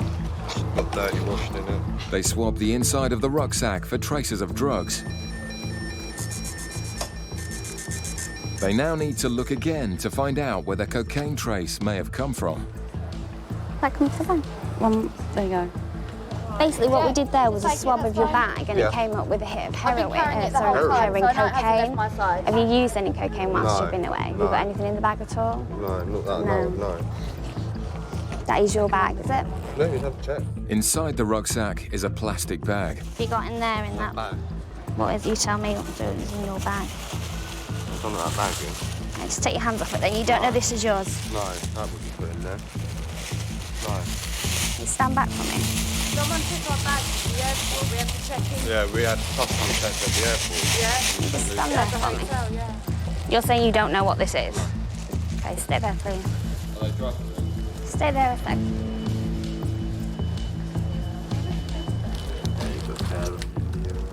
Yeah, there we go. Coke. See the white there? It is what it is. It's just cylinders of cocaine. Is it? Yeah. So they were arrested at 6:56. You all right? Yeah, I'm fine. What was it then? Internals now. It is, I'm afraid. It's tested positive for cocaine. Is it? So I need you both to listen to what I'm going to say. Go on then. Okay, it's 06:56 on the 15th of July. I'm arresting you both on the suspicion of being involved with the importation of a controlled drug. You do not have to say anything. It may harm your defence if you do not mention, when questioned, something which you later rely on in court. Anything you do say may be given in evidence. Do you understand? Yeah. Okay. Well, I don't, but... Yeah, no, it's like a load of cocaine, I tell you. The couple are taken into custody, denying any knowledge of the importation. I haven't done anything wrong. That's been planted on us, you know. Okay, well, I'm telling you. you're under arrest and you have been advised that you don't have to say anything. The investigation into who the drugs belong to can now begin. In Manchester, officers are always on the lookout for bags arriving from EU countries containing large amounts of tobacco. The officers need to stop and question the passengers to make sure the goods are all for personal use. Hey, mate. But this passenger is far from happy. You're not. You're not. You're being cheeky and unprofessional. We're allowed them, and yes, how many we could bring in, we brought them in, we tell them we're open, not allowed to do this, why tell us we're allowed to do it? We can bring them in and then you stop us and give us this crap. You've been nice, you've been horrible. You singled us out. You stood there, watched us, you picked no one up. You see the camera, mate. The man's aggression is starting to escalate. You're cheeky. You're cheeky. We're allowed to buy cigarettes, we smoke. Why should we pay your government massive prices? Hey? Hey, you robbers! You robbers! Robbers! Robbers! Robbers! Oh, you can't help me now, mate. Robbers, robbers, robbers just want more money off us. With the man now threatening to lose control, more officers arrive to help calm the situation. Let out! Let out! Let out! Let out! All this before the officers have started the search. Yeah, that's the Yankee one. The woman's tobacco is below the guidelines, but if she's caught bringing in a similar amount again, it may be seized. Right, now. Come now. Come on. Stop asking us. Get off our back. The woman understands, but the man is still angry. The person was actually quite angry and agitated because he'd been intercepted by my officer. I thought he was going to attack one of my colleagues. Obviously, I took a position just in case, if anything was to happen, I could actually take the person down. Doesn't happen too often, but when it does happen, it can really escalate. Thankfully, it all ends peacefully.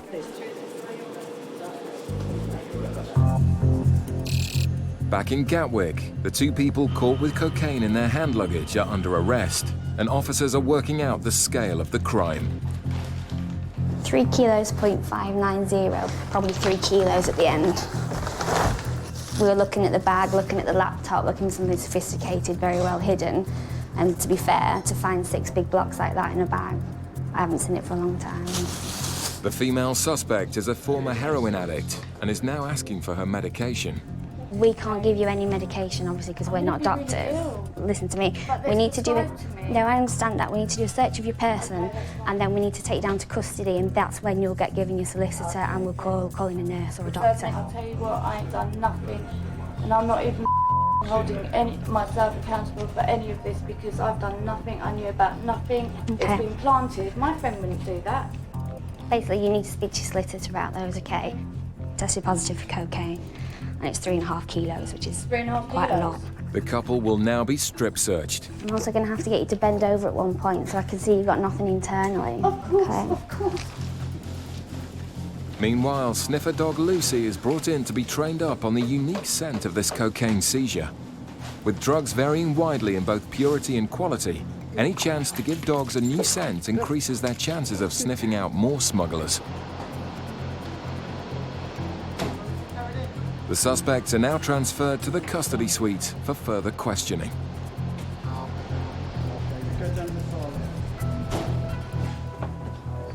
Baggage search of his rucksack, hand baggage, revealed a number of cylindrical shaped packages that tested positive for cocaine.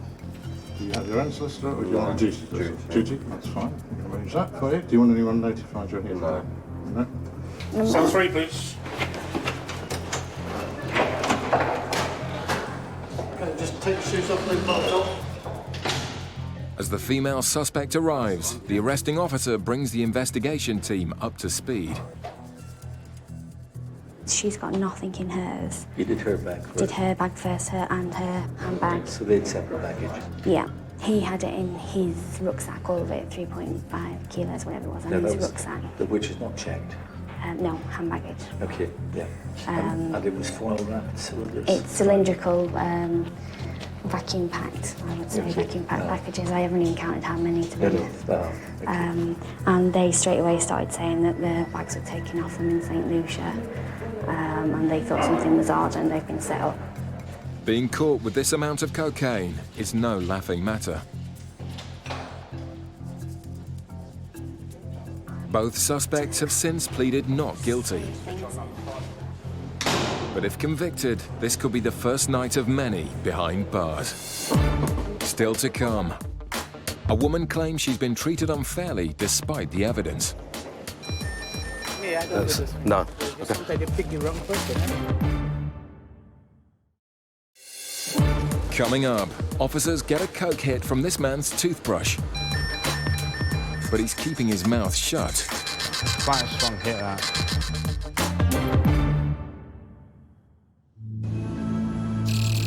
In Gatwick, the sniffer dog teams are targeting a plane that's just arrived from St. Lucia. Following a number of recent cocaine seizures, the intelligence unit has identified a possible smuggler on this flight. It's up to the officers to find and search the suspect and find out if the information is correct. It's on 6, 7 or 8, something up there. Do you know what is she wearing anything distinctive? Carrying a shoulder bag and a Louis Vuitton hand luggage as well. I just need to double check it is there actually. Coming up. The woman is kept under surveillance as she passes through the airport. She's about the 8th or 9th one going on. That's fine, thank you very much, madam. Can you just stand still for one moment? Not all intel targets turn out to be smugglers, so sniffer dogs like Sam are the quickest way to work out if someone has been in contact with drugs. Sam picks up a scent, but can't pinpoint the source. So now it's up to Kevin to search and question the suspect. Hello, where have you arrived from this morning? St. Lucia. Like to come over with me very quickly? As Kevin begins the search, the woman seems edgy, and her body language is far from friendly. Right. I'm fed up. Hopefully it shouldn't take too long. It's the first this happened to me. I Yeah. travel every year. Yeah. Never. Unfortunately, we do get... I don't Oh, no, yeah, anyway. yeah, of course you don't. I'm a decent person. Yeah. I don't really do Yeah. I work hard for my living. Yeah. Unfortunately, what we don't know is somebody's looks like. They're not, Me, I don't do this. no. I never get stopped No. since I'm traveling. Never. Yeah. Sometimes they pick the wrong person. Kevin's beginning to think she isn't carrying drugs and is just upset at being delayed. Right, so do a quick swab of your bag, okay? A quick drug swab should find out. She looks all right. I'll swab the bags and The bag swab gives a surprising result. Obviously, need to check the bags fully. I was hoping to get you on your way quickly. I'm getting a contamination for cocaine. All right, let me explain, right? Just open it. Yeah, I'll need to do everything, yeah. It'll take a bit longer, that's all. Okay? Right. The suspect's becoming impatient, but the coke hit combined with the intelligence means she isn't going anywhere just yet. In Manchester, a flight has just landed from Paris. The French capital has connecting flights to all the world's drug source countries, and UK border officers are on the lookout for any smugglers trying to slip through in the crowd. Thailand, you want to just come through here? Are you travelling on your own or are you with somebody? On your own? Just come through here, please. How long have you been out for? 3 days. And what was the purpose of your trip? Wedding in Paris. This passenger arrived from Paris, but began his trip in Thailand. Why did you go to Thailand for? Why? Yeah. All right, okay. So how long are you in the UK for? Till Sunday. Till Sunday. So what do you do in Thailand? I'm a cook. Border officer Zoobs is yet to catch his first cocaine smuggler, and disappointingly, this passenger's story sounds plausible.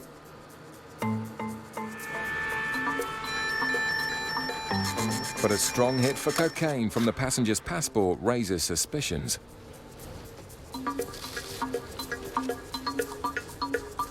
Next, Zoobs swabs the man's toothbrush to work out if he might be a user. Quite a strong hit, that. Zoobs gives the man a chance to explain the hits. Right, I've just actually done a quick swab of your passport and your toothbrush. It's giving me high traces of cocaine. Huh? It's giving me high traces of cocaine. Right. Okay.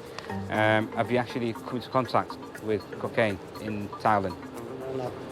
In Thailand? Yeah. Yeah, but I'm not a user. But you're not a user. No, I'm not. So how do you explain cocaine traces from a toothbrush, which is personal just to yourself? I don't know.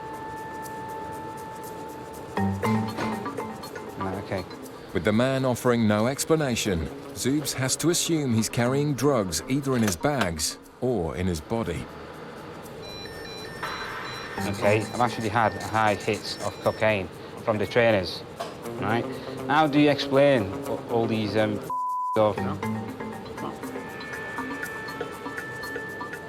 Now, if you've actually used cocaine out there, I'm not interested. In Thailand? Yeah. Yeah, that's...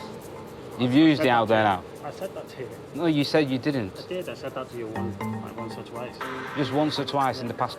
And Yeah. when was the last time that you've actually... 2 months. About 2 months ago. Right. Yeah, it's not a problem. We need to know if you've used in the past, you know, few weeks. Yeah, I understand that. And you're saying you haven't. Right. You sure?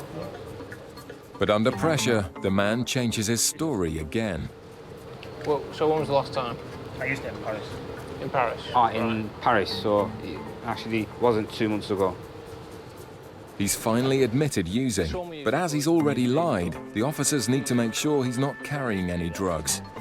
What's on there? There's a TV appearance from me. Of you?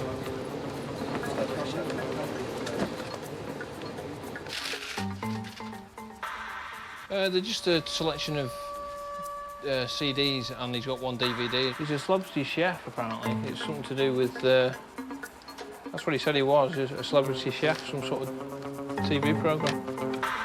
That's the passenger.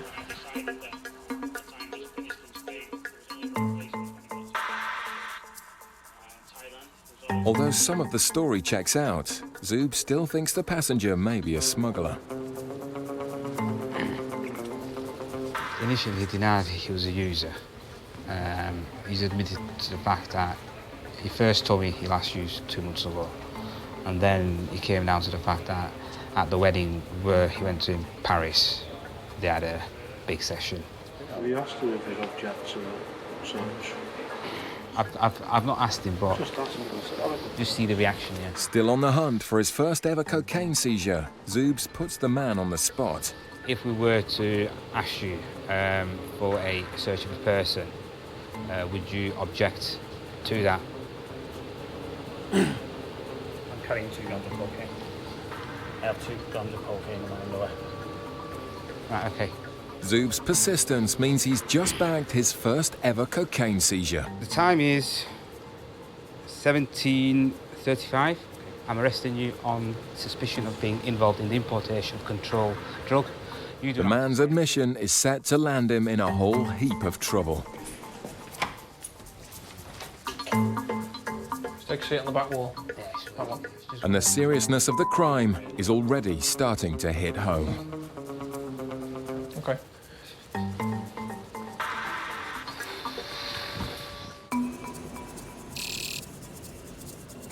Back in Gatwick, Kevin is also dealing with a suspect whose bags are giving hits for cocaine.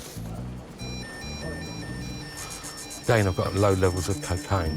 I'll have to go through this bag because I've got the same thing on this bag. And you may put your arm on the counter or... But this woman isn't very understanding about the already lengthy delay. Taking cocaine.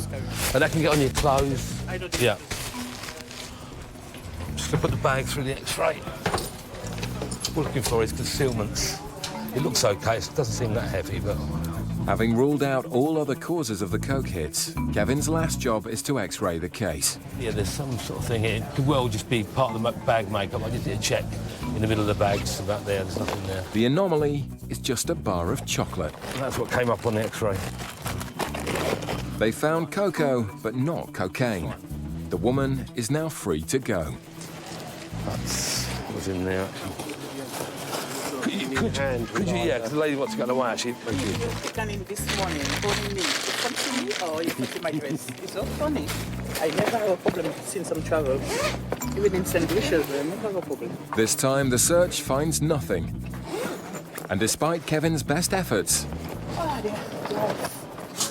It's not easy. Right. The passenger isn't impressed. Thank you.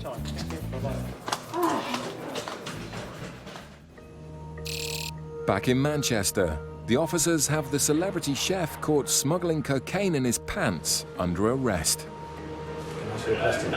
Yeah. He could be sent down. Importation of a Class A, so it's not a petty offence. The smuggler's plan began confidently. You gonna be sick? But now he doesn't have the stomach to deal with the consequences.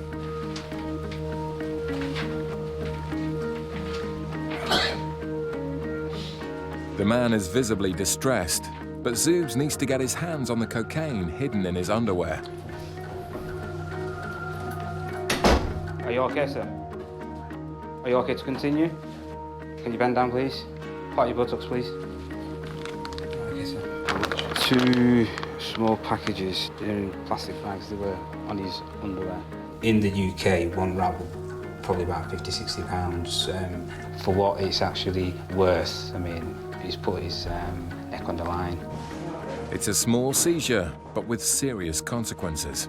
You do actually feel sorry for individuals, I mean, for doing things like that. But at the end of the day, I mean, they've actually committed a crime. It's especially significant for Zoobs, as it's his first ever Class A seizure. This was my first arrest for cocaine, so my heart was actually pumping, and it's like, from speaking to colleagues, they say regardless how many times you actually do it, your heart does pump, you do get a buzz. But there'll be no buzz from this cocaine. It will now be destroyed. A few days later, the man pleaded guilty and received 2 years conditional discharge for the crime. In our ports and in our airports, the UK Border Agency is fighting a constant battle against smugglers. I'm arresting you. Oh, dear me. Coming up, a flight from the Caribbean yields a number of suspicious-looking packages. We suspect them to contain herbal cannabis, and that's why the gentleman's been arrested and cautioned. Thousands of dollars turn up at Gatwick that can't be accounted for. Have you got documentation to prove that? Because otherwise the money can be seized off you. And Lithuanian cigarette smugglers are caught red-handed. Any in your luggage? No cigarettes? Right, OK. Apart from these ones.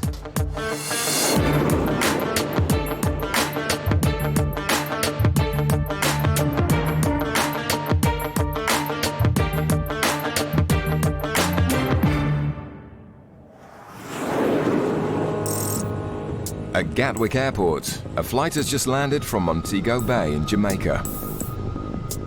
UK border agency officers are using drug detection dogs and an X-ray machine to monitor luggage coming off the flight. A dog indication has been given on 2 suitcases, and the X-ray strongly suggests that there are drug smugglers on the flight.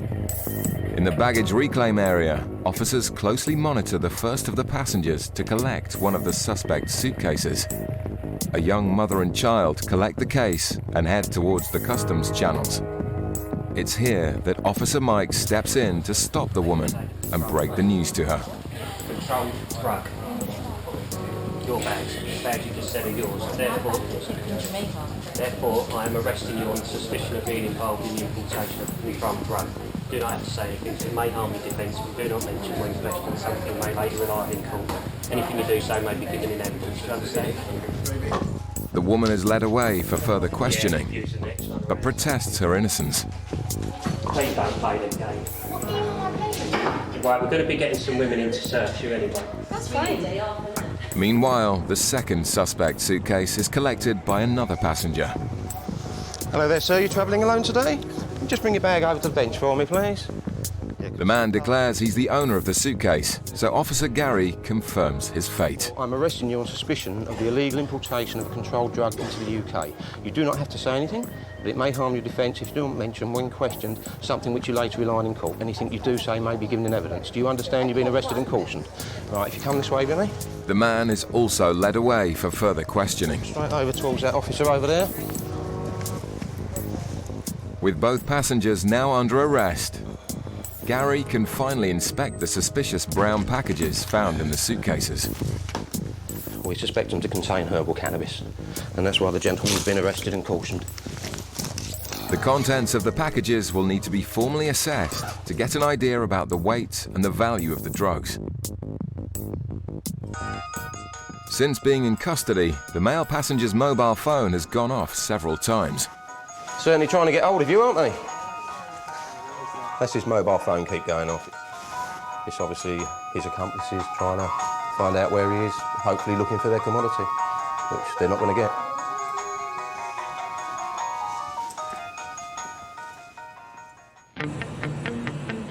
In Gatwick's South Terminal, passengers have just arrived from Madrid, and border agency officers are on the lookout for signs of suspicious behaviour. A lone male passenger who started his journey in Argentina has been intercepted. After a routine baggage search, Officer Johnson has found thousands of dollars in cash, which the passenger hasn't declared. Found some money. I've not counted it yet, but he's actually told me that it's about $35,000. Okay, is that US dollars? US yeah, dollars. okay. There. What's he doing with it? What's he say he's doing with it? Doesn't have any specific reason for having it. Any sum of cash over 10,000 euros needs to be declared. Yeah, will do. Okay. Officers are entitled to question passengers carrying anything over 1,000 euros to ensure it has no links to organised crime. The legislation is such that it's down to the individual to prove that the money is his and is for a legitimate purpose. So if we're not sure or uncertain of anything they're saying, we can detain the money, and it's down to them to, like I say, prove that it is legit. With such a large sum of cash, background checks are carried out on the passenger to find out if he has any prior offences. Greg, it's Kim. Yeah. Well, he's got 35,000 US on him, so yeah, it's anything really. We just see what we can get on him. Thanks, Greg. Kim joins her colleague Johnson to continue with the questioning about where the cash has come from. The money is mine. The money is all yours. Yeah. Well, what is it for? Well, this is the one where I explained to your colleague.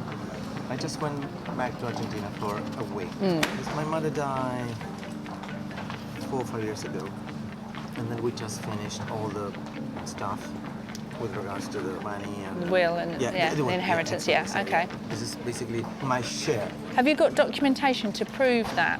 Because otherwise the money can be seized off you. Because you're travelling with over £5,000 worth of cash and you haven't got any... Oh, no, certainly I can, I mean... And how long would it take you to get these documents? Well, they're in Argentina. They're in Argentina, are they? Yes. Yeah. I mean, I can get copies. Yeah. I mean, whatever the courier takes. Right. With no documents or other evidence showing where the money's come from, it looks increasingly unlikely the man will be leaving the airport with his cash. In the airport's North Terminal, officers are still investigating the 2 passengers who were found to have what looks like packages of herbal cannabis in their suitcases. A strip search was conducted on both passengers, but no further packages were found. The woman is led away to the airport's custody suite to be detained, whilst Officer Mike assesses the quantity and value of the drugs found in her suitcase. She had 8 blocks in the bag, all of them are about 2 kilos each, but I'll chuck them on the scales in a minute and just get a weight of all of them together. With such a large haul of suspect packages, a field test must be conducted to confirm that the substance definitely is herbal cannabis. Put the first drop on it, then that'll go through onto the second bit of filter paper. Then put some of this powdery stuff on it. And if it's positive, it should go sort of a dark red colour. Right, that's a positive then. OK, there's a couple of blankets there. If you want anything, just give us a buzz. OK? The male passenger is also detained at the custody suite. There's not a lot you can do until he actually gets his solicitor, speaks to him.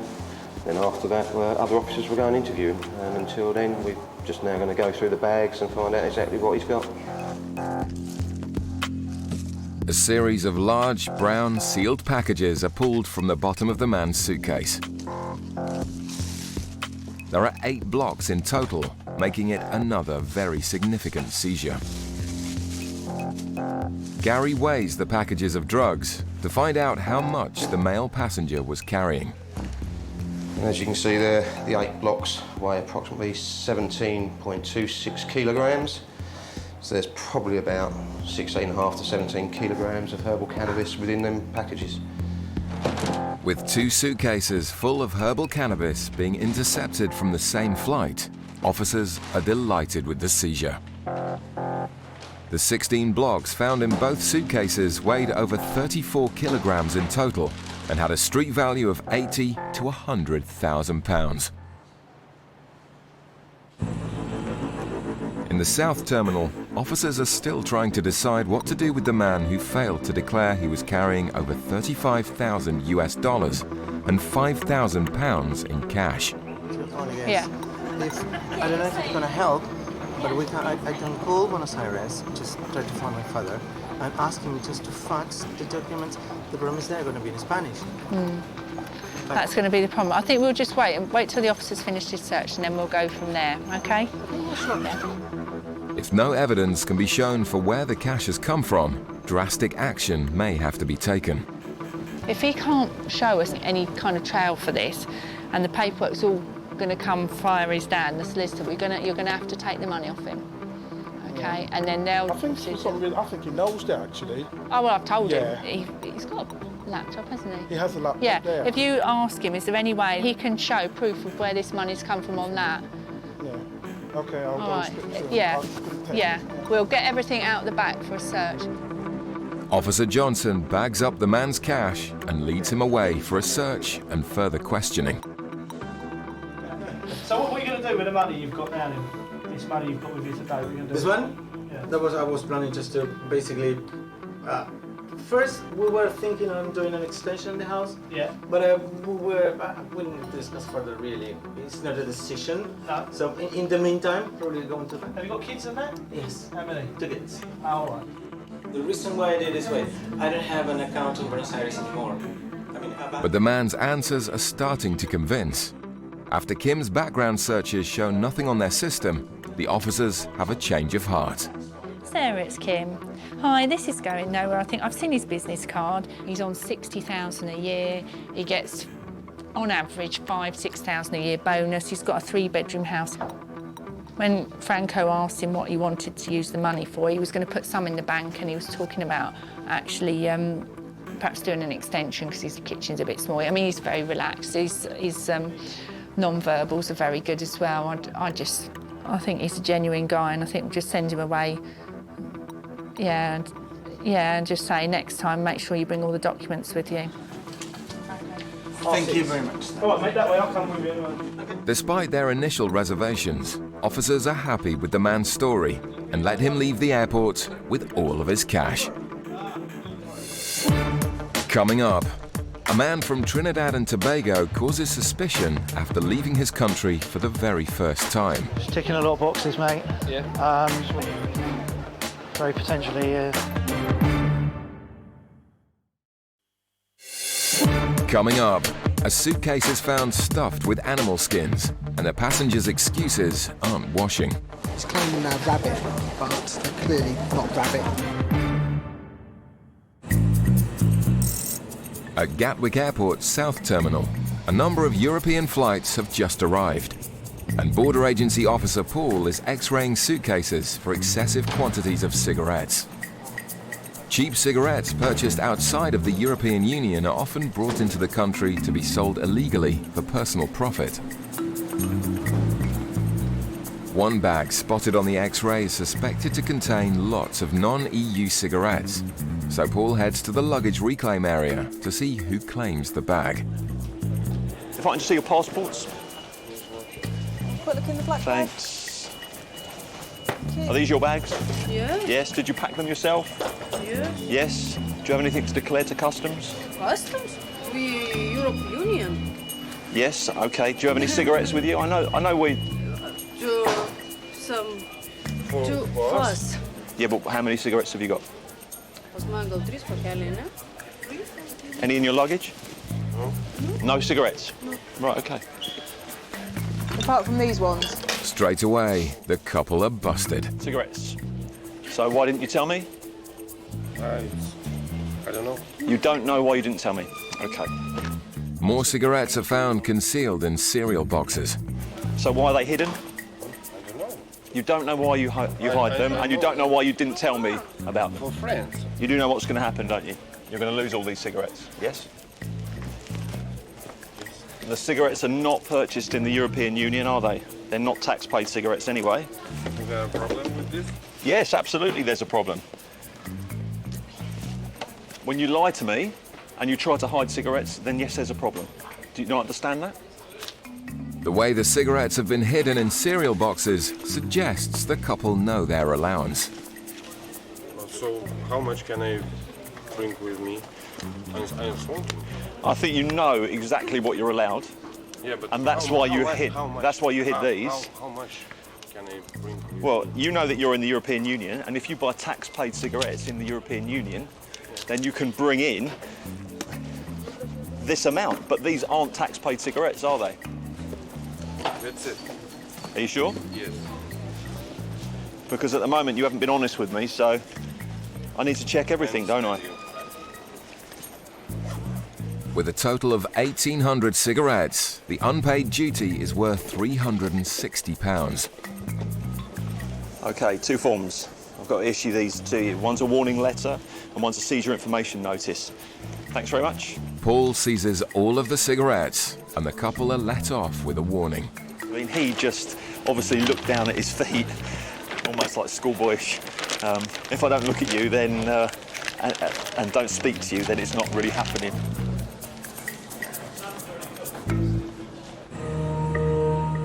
In Gatwick's North Terminal, a plane has just come in from Port of Spain via St. Lucia.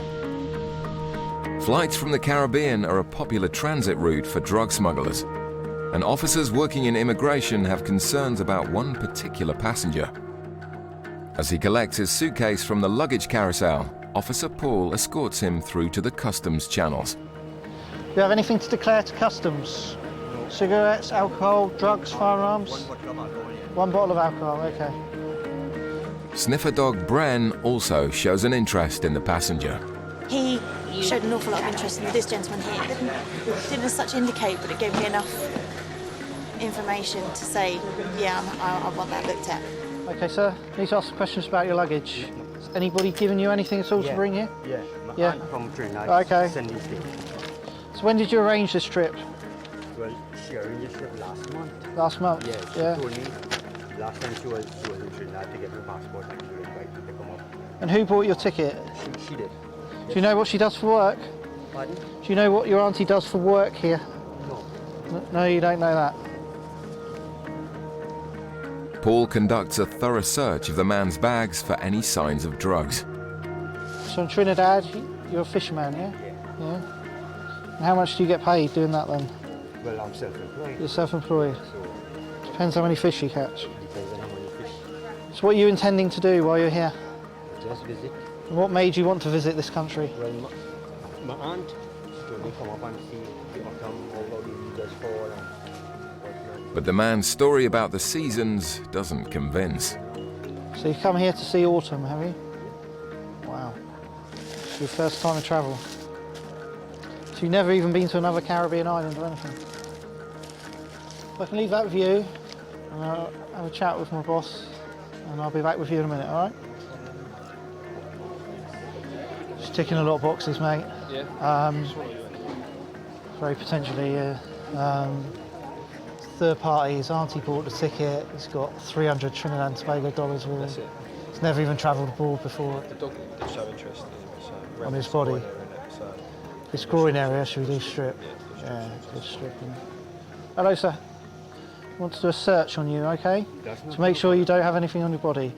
What we'll do is we'll go to a private room, okay? Suspecting he may have swallowed packages of drugs, the man is led away for further investigation. Across in Gatwick's South Terminal, it's not just drugs that the border agency are looking out for. Officer Liz is working in the baggage reclaim area with sniffer dog Cody, who's the airport's newest dog trained specifically in the detection of products of animal origin.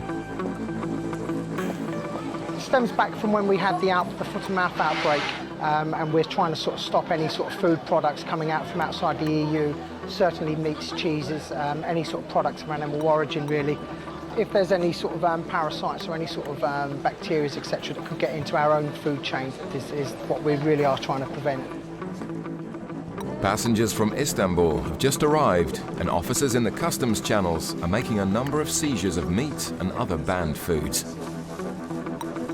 One passenger has caught the attention of officers after her suitcase was found to contain a number of animal skins. I've had a look in the bag. I've come across these skins. She's claiming they're rabbit, but they're clearly not rabbit. They're all going to be detained. If they're okay, they'll be forwarded on to her, but until we get confirmation, they're going to be detained. The animal skins will be sent to a specialist unit at Heathrow Airport who deal with items that are suspected to originate from endangered species. Certainly a couple of these look like cat, some sort of big game cat probably. Deer, elk, maybe, and I mean the obvious thing would say bear there, but until we get it properly looked at, it's going to be very difficult to sort of see really exactly what we are dealing with. It's an unusual discovery, so Officer Allen decides to use the seizure as a training aid for sniffer dog Cody. He's still sort of quite a young dog, so he's still new to the actual work. So yes, we use the word scent library. It's a new scent for the dog. He's never come across these pelts before. So it's what we do. We can put him in the bag and hopefully he'll remember this smell. It's all part of a sort of development of a young dog, definitely. The animal skins are hidden in a case, Just start from there. and Cody shows an interest first time. Good boy, yay, clever boy. It's early days, but Cody seems to have made a flying start to his new life as a sniffer dog at Gatwick. In the airport's North Terminal, the man suspected of having swallowed packages of drugs is still under investigation. What I want to do on you is strip search, okay? Because the dog showed an interest around the groin area, okay? Okay, I understand. Officer Paul conducts a thorough search of the passenger, but he's not found to be hiding anything. You're not intending to stay here, no? No. You sure? Positively sure about that. But you don't have a return ticket, no? They told me I have to return on the 14th of November. Yeah. But I didn't get any thing as yet. So. There's one final way of finding out whether the man is smuggling drugs inside his body. Another way people can bring drugs in the country is to have it inside them. Yeah. Oh. We have a machine which can do an X-ray. Are you okay to do that for us? Why not? Why not? Okay, good man. The fisherman volunteers to do a full body X-ray. It will take just moments to find out if he's got drugs inside him. Right, come up here and I'll show you. Right, this is a conveyor belt, okay? Okay, so you're going to stand on this, stand up here, and it's going to move when I say, face this way, face this way. Right, come closer to me here, that's it, legs apart a bit more. Alright, you need to stay very still, otherwise it won't work, I'm going to have to do it again, okay? Right, so now, breathe, and breathe out.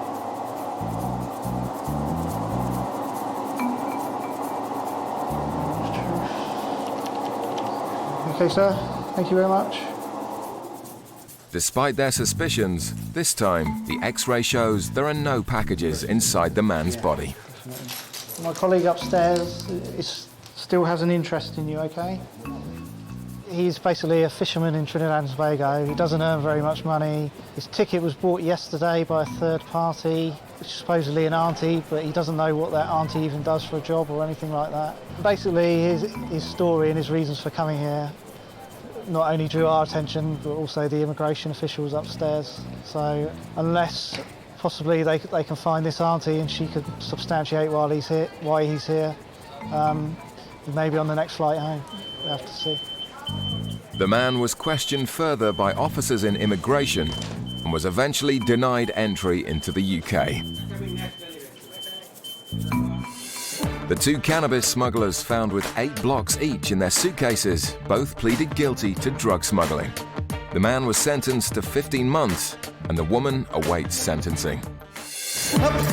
In our ports and in our airports, the UK Border Agency is fighting a constant battle against smugglers. I'm arresting you. Oh, dear me.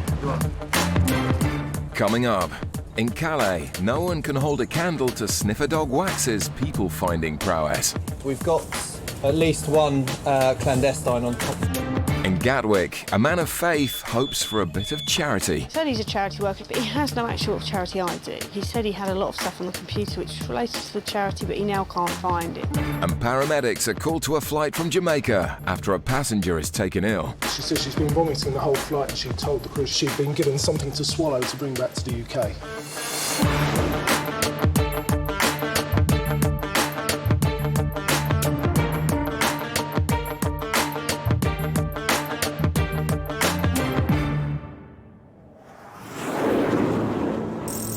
The port of Dover on the southeast coast of England is just 21 miles from Calais in France, the gateway into Europe.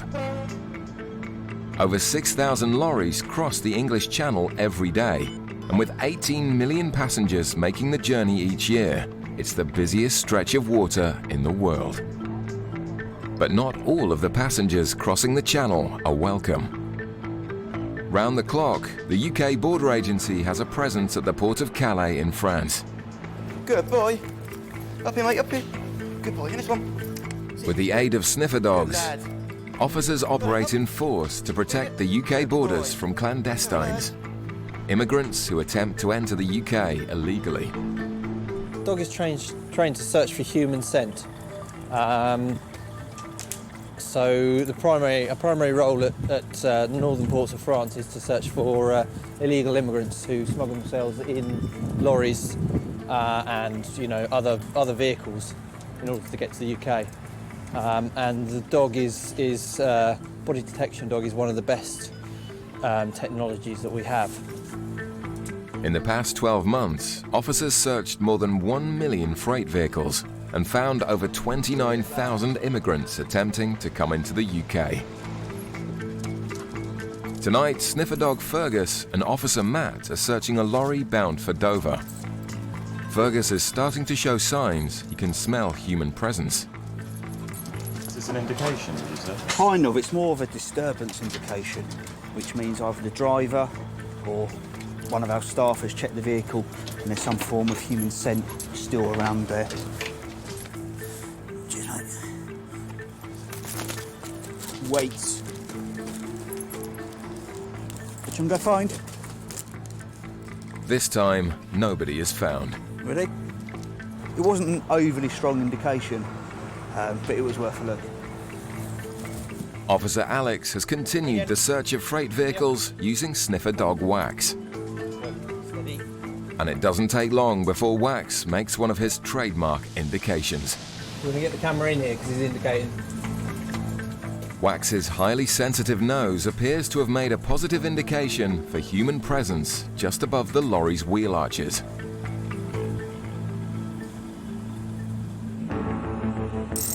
At Gatwick Airport, a flight has just arrived from Portugal.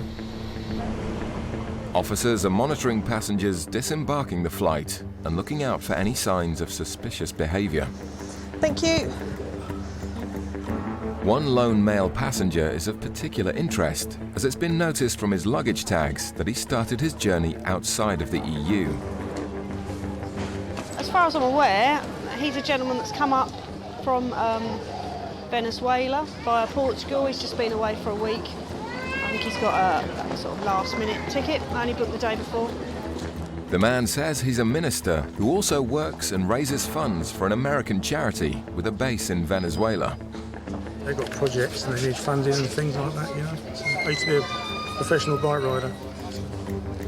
His short visit to South America causes concern, with Venezuela known as a country with links to the international drugs trade.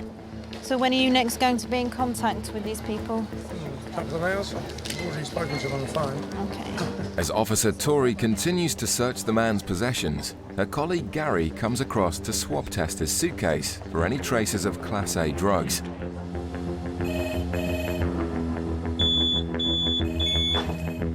And Gary's face says it all. The swab shows a positive reading for cocaine. That's gone red, so there might be some form of traces of coke. He relays the information to Tori. Well, when I booked in, there was a... Positive hits from coke. There was a search at Crackers, actually, before. Just wait there, I'm just going to x-ray this one. Gary says that he's got a slight hit of coke, so I'll take a rub down, like, once, see if I can get one of them done. The X-ray of the suitcase is clear. But with traces for cocaine, Tori wants to take her investigation to the next level. I want to start putting things in there. I'm just going to go and speak to my boss. I'll be back in a second. He's got no work ID on him at all. He's got a bit of an earmarked Bible, but other than that. So I'd find it weird if you're registered, like working for a registered charity, that you wouldn't have any sort of charitable ID if you've been on a charity he's got trip. tons of stuff on his laptop. The news is broken to the passenger. When we were I was doing the baggage search earlier, one of my colleagues, you may have saw him rub a small piece of, that's what we call an iron track machine, and it's given us a small trace or a small hit of cocaine from the inside of your bag. So I've spoken to my boss and she's authorised like a security search. It's just like a rub down, like a pat down. Okay, so if you can follow me, please. The man is led away to find out if he's hiding any packages. Back in Calais, Officer Alex and Sniffer Dog Wax have found something of interest within the wheel arches of a lorry bound for the UK. Wax indicates to Alex to investigate further. Good boy. Good lad. Good boy.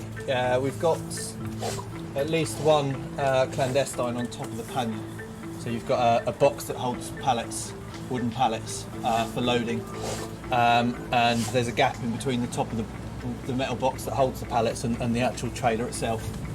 So they're just laying on top of the pannier. Good boy. And what I'll do now is I'll get the dog out of the way and the guys can take a look. Alex is delighted with Wax's find. The driver of the lorry, less so. Okay, driver, you stay there. Okay, yeah. For every clandestine found in his lorry, the driver and his company face a fine of up to £2,000. Come on, they come. Come on. 1, 2, 3. Count 4 pairs of shoes here. Okay.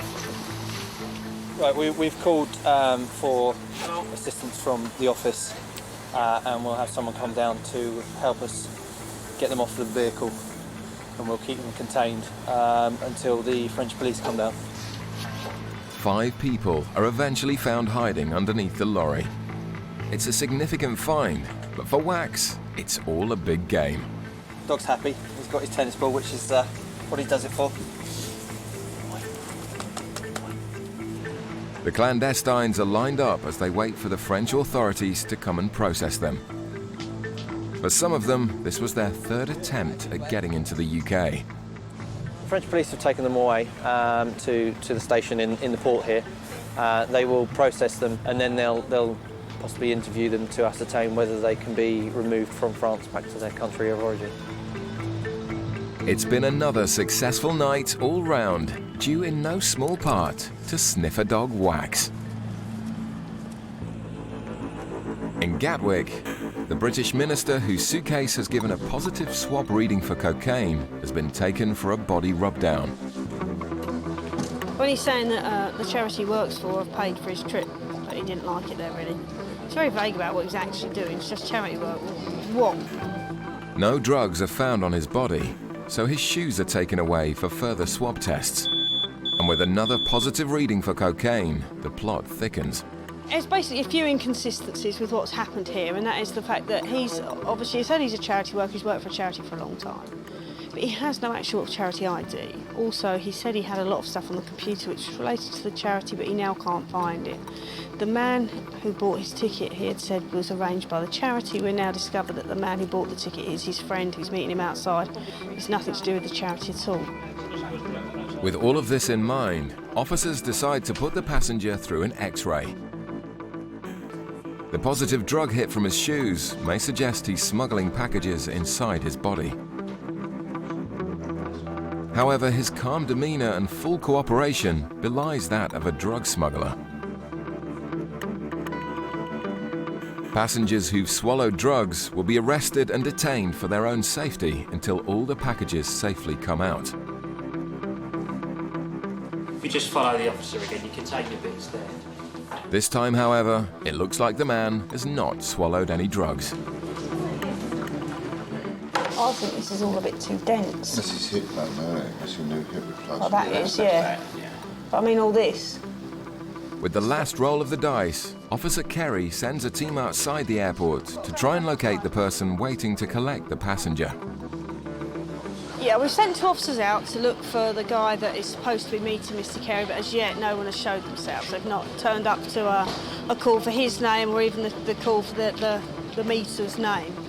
So we've just been given it a couple of minutes. If we hear nothing from it, I think at this stage, because of what we have, or rather what we don't have, we're probably going to have to let him go and just always be wandering, perhaps.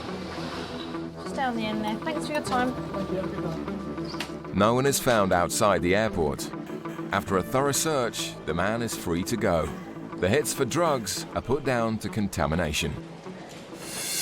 Coming up, paramedics are called to attend a suspected drug swallower. She said she's been vomiting the whole flight. She told the crew she'd been given something to swallow to bring back to the UK. Coming up, an X-ray on a female passenger lends support to officers' suspicions. There's a possibility that she might have a package inside her bra. At Gatwick Airport, passengers have just arrived from Kingston in Jamaica. The UK Border Agency has just been alerted to a medical emergency on board the flight, and Officer Chris is sent to investigate. We're just rushing up to gate 59 now. We've received a call from the inbound Kingston flight that the lady on the flight has been vomiting and has collapsed. I've already spoken to the crew. She's travelling with 3 children, and she said she's been vomiting the whole flight. So they said they were going to call the paramedics, and she told the crew she was very worried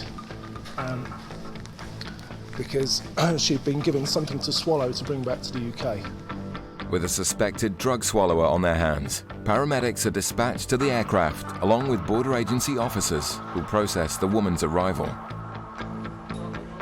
Depending on the woman's condition, she may go straight to hospital. If that's the case, officers will go with her in the ambulance. If not, she'll be processed here locally by Gatwick staff. We're taking the kids, escorting the kids. Yep.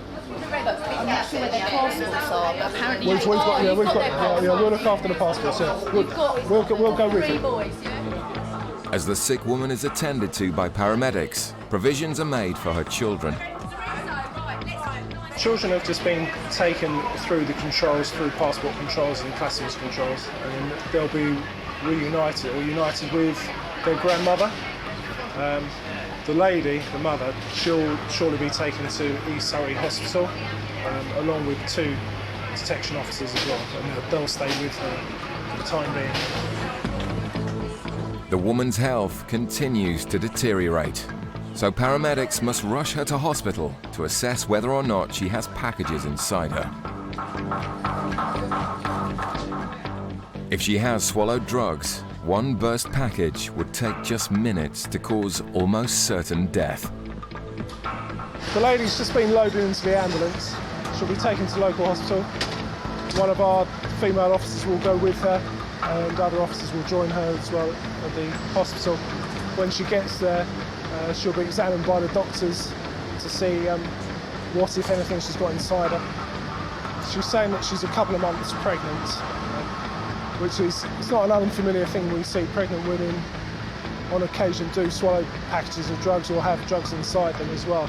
And they think if they say they're pregnant, it will stop us looking further. She's been vomiting for several hours now, and it's not an uncommon reaction with people who've swallowed packages. It's just their stomach is having an adverse reaction to anything up to 1 kilo of foreign packages inside their body. The woman is escorted to hospital by border agency officers who will monitor whether she passes any packages.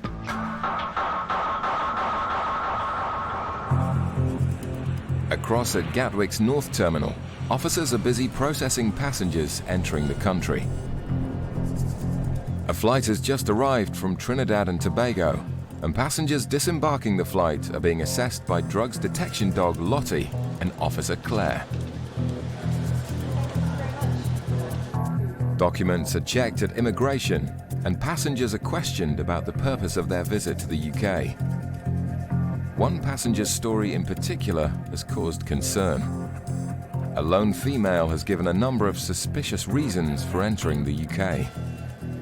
Right, okay, we're going to go in here now, okay, have a look at your luggage, okay. First of all, I have to ask you if you've got anything to declare to customs. No. Any alcohol, tobacco, No. cigarettes? Nothing like and that. do you understand it's illegal to bring some things here? Yeah. Like controlled drugs, offensive weapons? You understand that? Yes. Got nothing like that? Nothing like Okay. The woman told immigration she's planning to visit her fiancé before traveling to France. But alarm bells started ringing when it emerged she had just $60 to fund her entire trip. And is this all of your luggage? Yeah, that's fine. Did you pack it all yourself? My mom. Your mum? Yeah, helped me. Were you there when she packed it? I was in the bedroom. I was in the bedroom getting ready. Do you fully understand what's in the suitcases? Yes, I Yeah? have my. Okay. Has anybody in Trinidad given you anything to bring here for them? No. And your friend is meeting you here?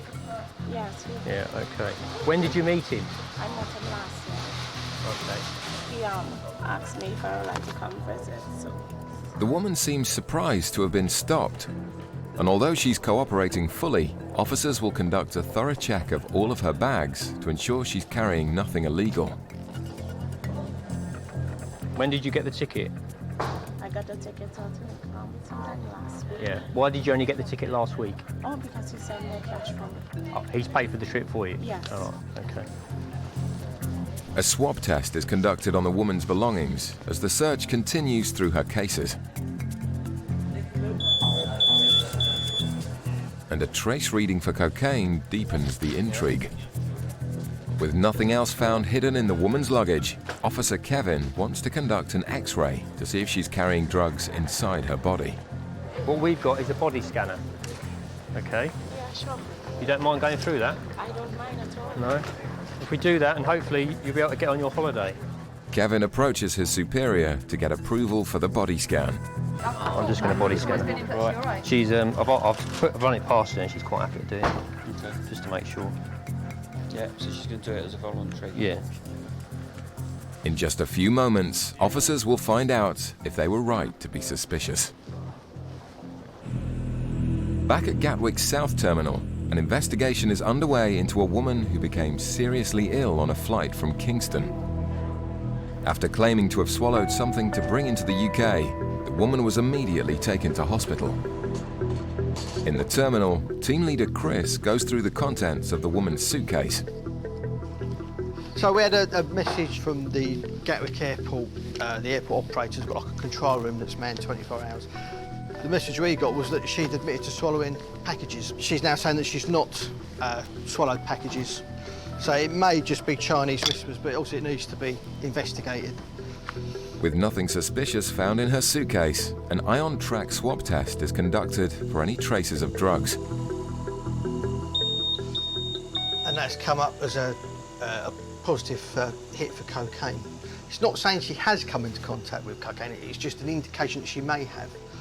The woman's circumstances are now even more alarming. Chris conducts an X-ray of her suitcase for any hidden concealments. There's nothing in the bags from a customs point of view, other than the ion track indications, which does give us something else to think about. The next step now is to concentrate on the lady. Officers head down to the local hospital to check on the progress of their suspected drug swallower. When someone complains of stomach pains or anything like this, you know, as we said before, the medical assistance is the first priority, and if a medic dictates they go to the hospital, then they go to the hospital. From our point of view, we still have a responsibility, A, towards the passenger to make sure there's no harm going to come to them, but B, we've got to safeguard any sort of illicit material they may be carrying.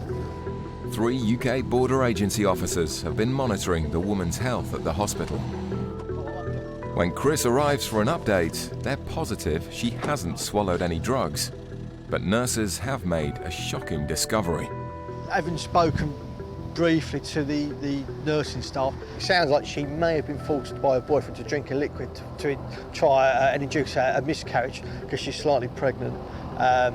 Again, it's only a vague story we've got, but nevertheless, because she's in our care, she's been detained by us, we'll need to explore that with her.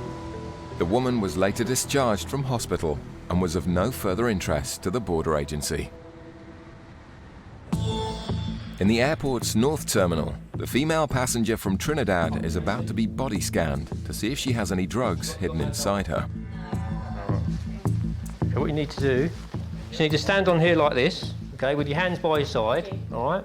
And then when the officer says, take a deep breath and hold it, and then this will move, and it will go through and then stop. Do you understand? Okay. Yeah, just go on there like that, yeah. All right, go very slowly, you won't bang into the wall. Are you ready to go now? Yeah. That's great. Here we go.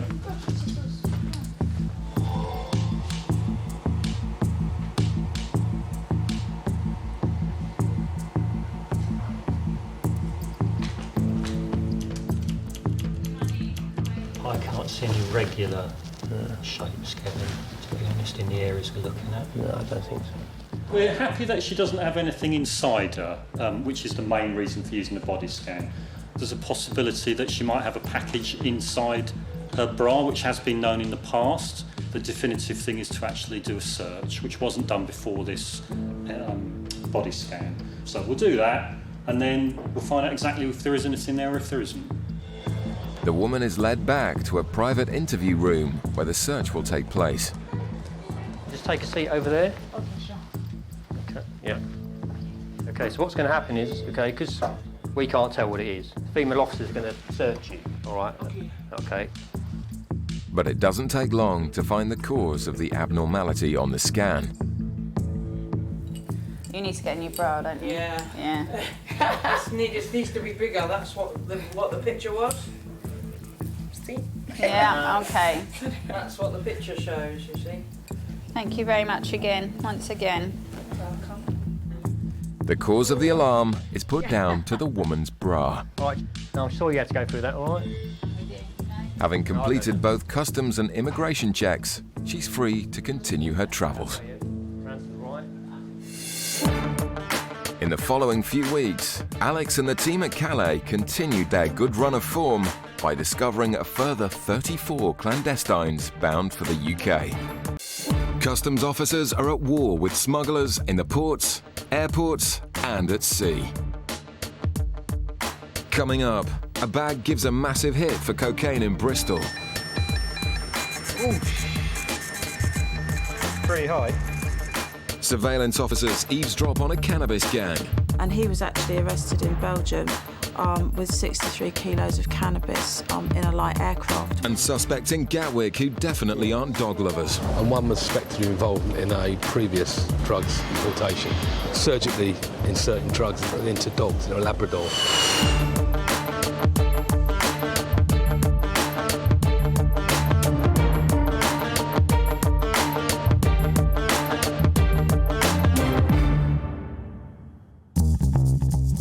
In Dover, officers have pulled a truck full of resin granules, perfect for concealing large quantities of drugs or cigarettes deep in the centre of the load, where even the powerful customs X-ray machine can't see clearly. Well, it'd been scanned and we weren't sure whether there was anything there or not. We've been in and had a look, and it is because it's the granules are so tightly packed, it's very dense, it's difficult for any sort of X-ray equipment to break it down. The officer spots that the bags in the centre of the load have different packaging, and there's only one way to find out what's inside. Basically, it looks like the two rear pallets are clean. They've just got the granules in because you can see around the edges they've got the green writing on, whereas when you get those out of the way, the inner stack, the bottom three sacks are plain brown. There's no writing around the outside, so I'm 99.99% certain they've got cigarettes in them. So all we're going to do is just cut open those. The only thing is the granules they've packed around it are just going to go everywhere, so we have to tidy those up later.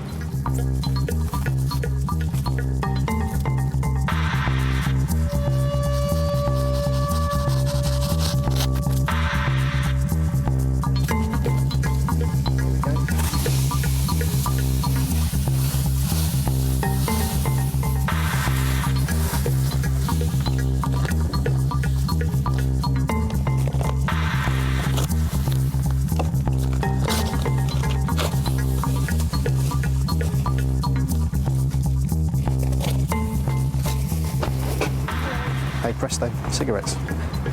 It's a sophisticated attempt to smuggle hundreds of thousands of fags into the UK, but thanks to this team's experience, it's failed. Makes it worthwhile, especially when you've got to go to a bit of effort to find it. And it looks like it's going to be exactly the same all the way down to the single pallets at the front, possibly. It goes as far as there. These ones dirty? Those ones are dirty, those ones are clean. 17 by 6 by 3,000. The front two, it looks like I've only got 3 bags, 3 dirty bags in each. So it's the equivalent of 17 dirty pallets. So it's 304,000. There you go. 306,000. Which means the smugglers have laboriously stashed over 15,000 individual packs. It's not actually that unusual. A lot of the Eastern Europeans, for some reason, quite often they'll be broken down into the packs of 20, but then sellotaped into carton sizes by breaking them down into smaller packages. Obviously, they can make it harder to find. It's always easier to find larger amounts than it is to find smaller amounts.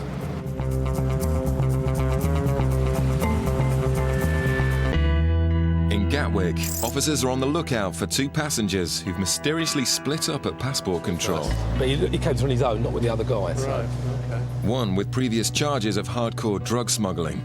And one was suspected of involvement in a previous drugs importation, actually putting drugs, surgically inserting drugs into dogs in a Labrador, and then importing the Labrador from Colombia. Although he wasn't found guilty of that offence, so clearly not a dog lover. What's interesting is the two they don't appear to have come through together. The 2 men tried to disappear in the crowd, but the officers have them in their sights. Hello, sir. Where have you come from today? Antigua. Antigua. I'd like to come over very quickly.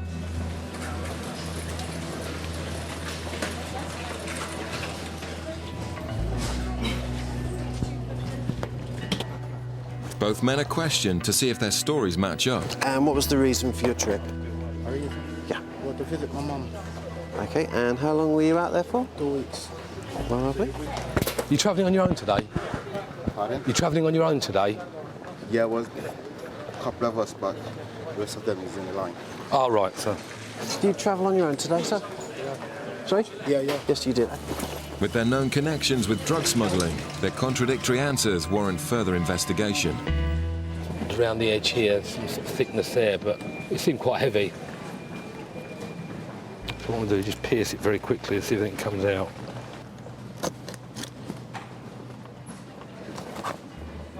No, it's okay.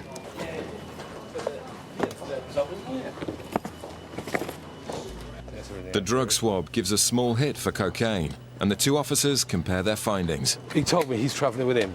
My chap said he was on his own. Right, the guy I've got said there were 10 of them over in Antigua. They didn't all go out together, they went out in various groups. Met in Antigua, 10 of them. And today, 3 of them have travelled back. Him, and he pointed to the guy you're searching to say that they are travelling together. So. All right then, right, that's interesting. When I first stopped you at the start, you know, as I was just explaining who I was and where you'd come from, and I asked if you'd travelled on your own. Now, my colleague just happened to be chatting out to another chap over there, and when we just happened to be out there at the same time, he said that actually this chap said he'd travelled with you? Yeah, we all together were moving on our own, but yeah.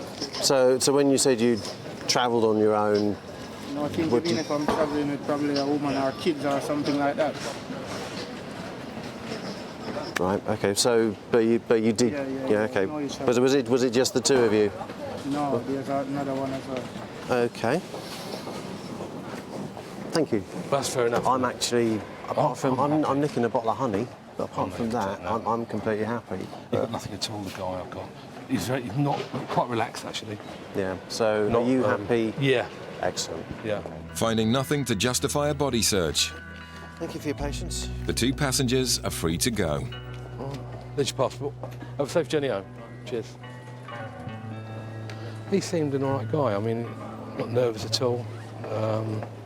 More than willing for me to do the search. And because of his cooperation, we got it done a bit quicker, actually. So you want to catch people with drugs, but at the end of the day, you don't want to catch innocent people. So there it goes. The war against drug gangs is also fought using undercover surveillance officers. In 2005, officers listening in on one smuggling plot picked up clues that another bigger importation was being hatched by 3 men. It was carried out over a period of about 6 months. Some fairly intensive surveillance on a number of people, which included Simon Fisher, Thomas Little, Paul Phipps. Undercover customs officers put the suspects under continuous surveillance. The officers began hearing hints of what sounded like a major drug smuggling plot. Certain phrases were picked up by the officers while they were out on surveillance, and one of those was brave to do it, and the other was run. Run is a common term in smuggling parlance, one that we would expect to hear. Brave to do it really speaks for itself. The officers were waiting for any hint of the next stage of the plot. The suspects' intentions became clearer when they were followed to a meeting with a pilot.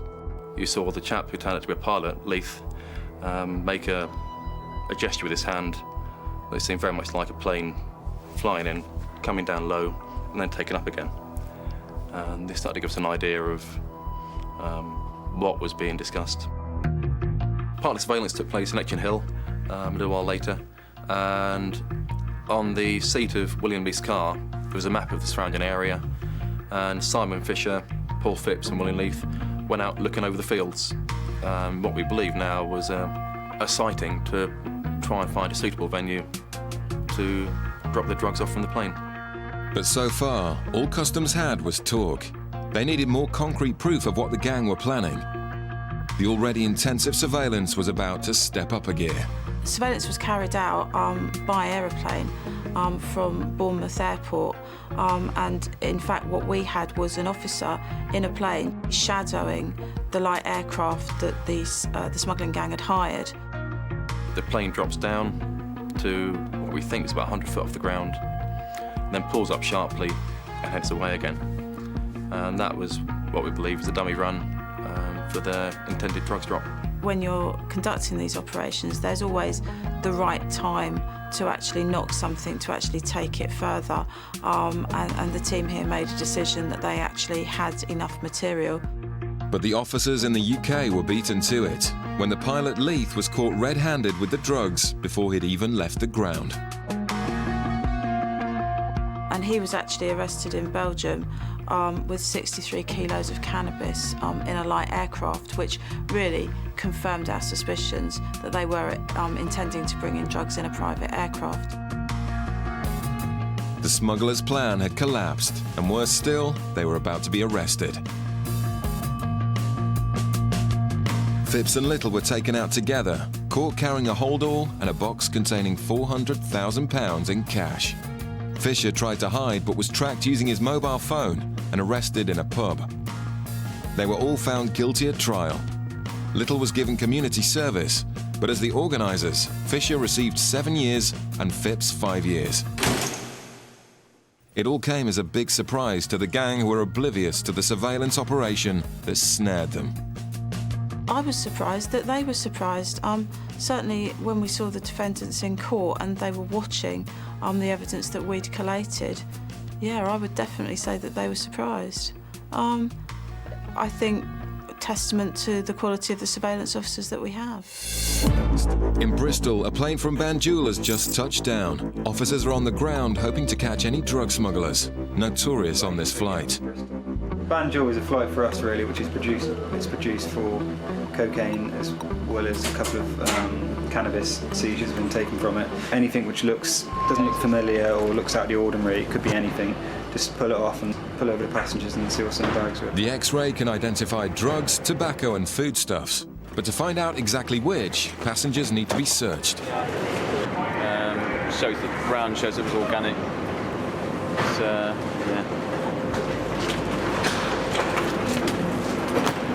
Another one there. We've got 3 bags so far. The X-ray has identified 3 suspicious bags. But while the team wait to apprehend the passengers, a man with a small bag and a new suit tries to make a quick exit. It's too swell. Just stopped the gentleman. He's claimed he's been out there trying to do some business for a couple of weeks. Looks like he's got a false bottom on his suitcase. That was it. The passenger's bag has been glued. Inside is an unusual object that Russ suspects may have been put there deliberately. I mean, it might just be some sort of strengthener, but I think it's possible it's a strengthener. It's that there. Got about 3 or 4 compartments, this suitcase. Between the linings, it just looked like there was a bit tacky and a bit of glue along one little rim. It's quite well done. It looked intact for most of it, but it's just a little layer of glue. I've sort of pulled it back and opened it up in the middle, and there's a package within that. I'm suspecting there's probably other packages within the other bits as well, but I can't see what's in it at the moment. It's just a plastic package, but it's clearly something suspicious, so we need to just arrest him and take it further from there. Have you scanned it? The passenger is arrested, while Russ tries to determine what's in the suspicious bag. Just test it first and see what we get around there. What around? Do you want me to actually... In fact, it's glued as well. There? What do you think it is, Rex? Could be anything. Just something on there, right, okay.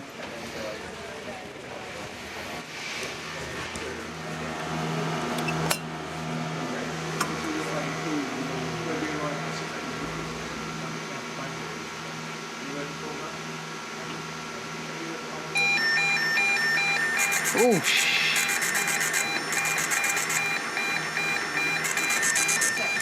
it's pretty high. The package within the bag is come up with quite a high positive trace for cocaine. It's possible there might be some other packages within that bag. But I'm going to need to put in a call to our investigation team to see what they want to do with it from this point. Targeting the flight from Banjul has paid off, which is more than can be said for this man's attempt to smuggle cocaine, and his ordeal is far from over. In Cornwall, Customs Ship's searcher is on patrol. Skipper Colin gets a call about a Polish ship heading into Falmouth with a container of explosives being returned from North Africa. How much are we talking about here? A 20-foot container? Right, yeah, okay, we'll definitely be there, mate. No It's a problem. race to beat the vessel into port, just in case there are any smugglers amongst the crew. Yeah, we want to be there when it arrives, because that's sort of they're either going to offload stuff very quickly and get it off as soon as they arrive, probably to shore crews or shore parties, or the other way of doing it is to take stuff off just before they leave, so they keep it in deep stowage, deep hidden concealment, and then just bring it out at the last minute and get it ashore then. But the quick snatch and throw it over the side as soon as they arrive is quite a favourite one still. So if there is anything on there, we want to be there waiting for them. The Polish ship arrives in Falmouth to be greeted by customs officers who want to know why the explosives, originally destined for Libya, are now being discharged in the UK. And there it is. It's our... The suspiciously poor paperwork shows no name, but it turns out to be a legitimate cargo, which was rejected in Egypt and is being returned to Holland over land.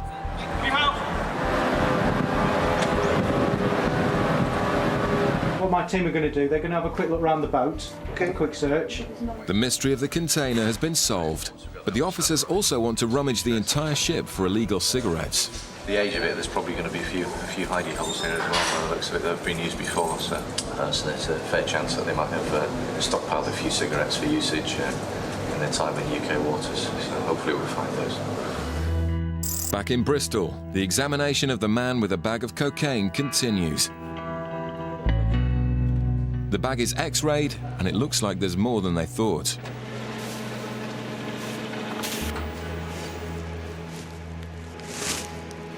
It's good when all this stuff we have works. That could be 3 kilos or more. Good job, Russ. But I did say I wanted that one. It's a serious haul of a Class A drug. And before Russ can transport the arrested man into custody, he'll have to be strip-searched. The only behavioural indicator that I spotted was him fiddling around in his pockets a lot. He is nervous. Yeah. You go from top to bottom? From bottom to top? I normally go to do the bottom first. Conscious, we have been authorised to conduct a strip search of you because of what you're carrying in your briefcase. Not all smugglers act the same, but this man appears unconcerned by the seriousness of the crime. Okay, if you can remove your jacket and your belt to start with, please. I was just saying, actually, it's amazing how cool he is. To get what he could be possibly getting at the end of this, it's amazing how he's so cool. I mean, he hasn't even raised his voice or anything. He looks really cool. It's amazing, to be honest. You don't know, really. You don't know what they're feeling inside. If you was to put your hand by his chest, it may be a different story. But from the outside, he looks as cool as a cucumber. The officers also search the rest of his bags and find 2 passports in other names. Oh my God, that's got another one. Got another passport. The gentleman's in a significant amount of trouble at the moment, yeah. And he'll be handcuffed, put in a car and taken to Weston-super-Mare police station. He's just sitting there very compliantly at the moment. Hopefully it'll stay that way when we take him to the police station. It's a great result for the officers, with over 3 kilos of cocaine off the streets and 1 more smuggler heading for some serious time behind bars. Customs officers are still searching the Polish vessel for any cigarettes being smuggled into the UK to be sold on the black market. Now, you declared 60 cigarettes? Yes, 60 cigarettes. Where are those 60 cigarettes to begin with? Put them there. That's your declaration, okay? Not a problem. Yeah. Do you have any more cigarettes? I'm not sure. I have 40 more. 40 cigarettes more. That's all? Yeah, that's it. Woody's finding signs that the crew aren't all as honest as they should be. Just over. There's 100. Have you got any more cigarettes hidden? You put on the form 200. There's 300. Got any more? No, 4 packets. I'm cabin smoke in galley smoke. Good. Have you hidden any more cigarettes in the galley?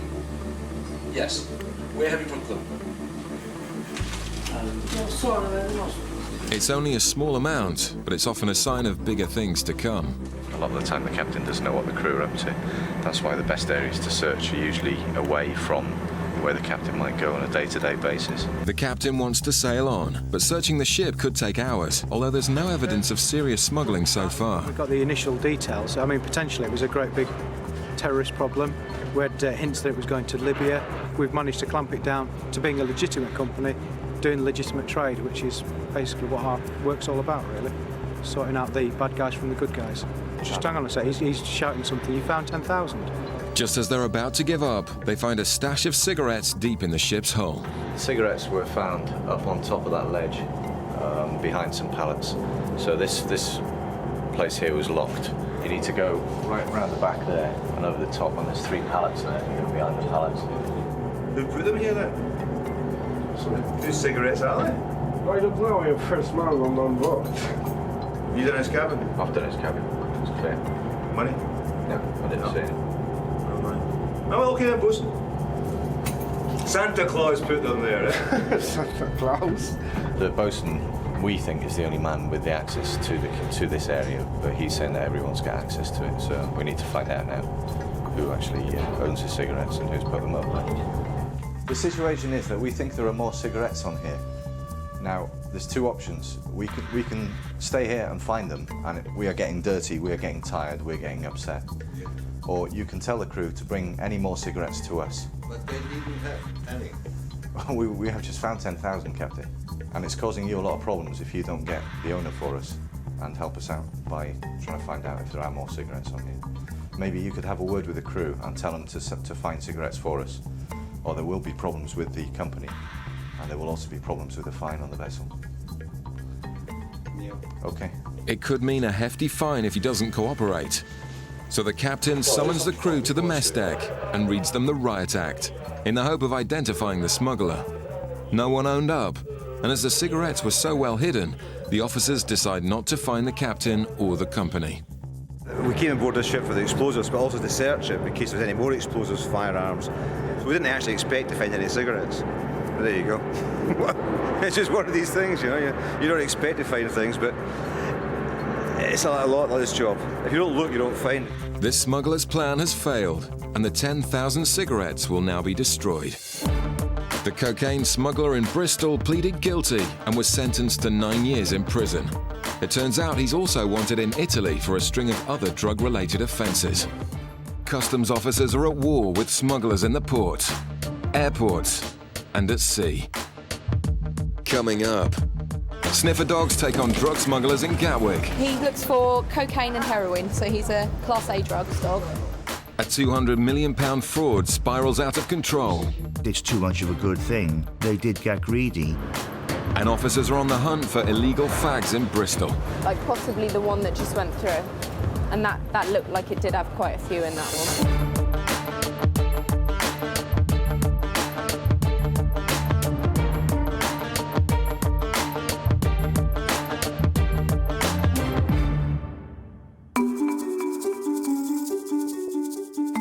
In Bristol, Anne and Erica are on the hunt for tobacco smugglers. This is the Dalaman flight coming from Turkey, currently not in the EU, and the allowance for that is only 200 cigarettes. Tobacco is now so highly taxed, the black market is booming, and nearly 1 in 5 cigarettes smoked in the UK is illegal, either counterfeit or smuggled in illegally, avoiding UK duty. We'll be looking for anything over about 400 really at the moment. Like possibly the one that just went through. And that looked like it did have quite a few in that one, so. Joe stops the passenger, whose attempt to dodge duty looks set to end in tears. Right, basically we've got a female passenger who's come in from Turkey, and she's got 1,800 cigarettes. So what I'm going to do today is seize 1,600 cigarettes off her and give her back 200 as a statutory allowance. I'm not sure how she'd take it. I don't think she'd be too happy, but I don't think she'd be angry. I think she'd be more upset, which is harder usually. Don't mind a bit of anger, but it's just when they cry, which is a bit difficult. As you know, you are over the allowance. The allowance is 200, okay? On this occasion, I'm going to give you the 200 allowance back. That's all I can do. I can't do anything more than that, I'm afraid. So I've just spent all that money on nothing? Sorry? I've just spent all that money on nothing. Well, I'm afraid there's not really a lot more I can do. Can I have 400, mate? Sorry? No, you can only have the statutory allowance. I'm afraid just 200. Gives me no pleasure to seize these cigarettes. It's just when it's this amount, I have no choice, I'm afraid. Okay? Give you no pleasure to stop. Okay. And I just knew. I had a feeling when it pulled through nothing to declare, I thought, uh-oh, he's got me. I could just see the gleam in his eye. I generally felt bad because, although I believe she knew what the allowances were, I still think for anyone it's still difficult to have money taken from you. The passenger seems surprised, but it turns out Joe has caught a regular offender. I've got away with it for about 9 years. Well, I shouldn't have said that because he's just behind me there. It may be a small seizure, but replacing the cigarettes will cost the passenger hundreds of pounds. In Gatwick, the X-ray has picked up a bag with some suspicious contents. It's put back on the carousel while Calvin watches from a distance to identify the bag's owner.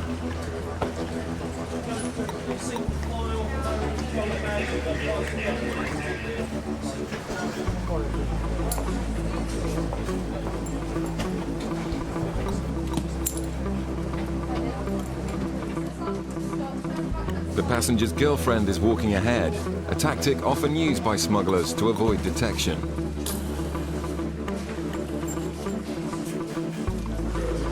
Calvin follows the passenger through the channels, where the Class A drugs dog Rossi gives an indication on the same blue bag. The questions asked by the officers are seemingly obvious, but the answers given can be used to build up a prosecution if anything's found. So is this all your baggage? Is all your baggage, sir? Yeah, and these are bags you took out with you? Yeah. Has anybody given you anything to bring into this country? Okay, just have a quick look in the blue bag then. Yeah, just the blue one, is it? We'll start with that one. We'll start with that one. Always start with the bottom one.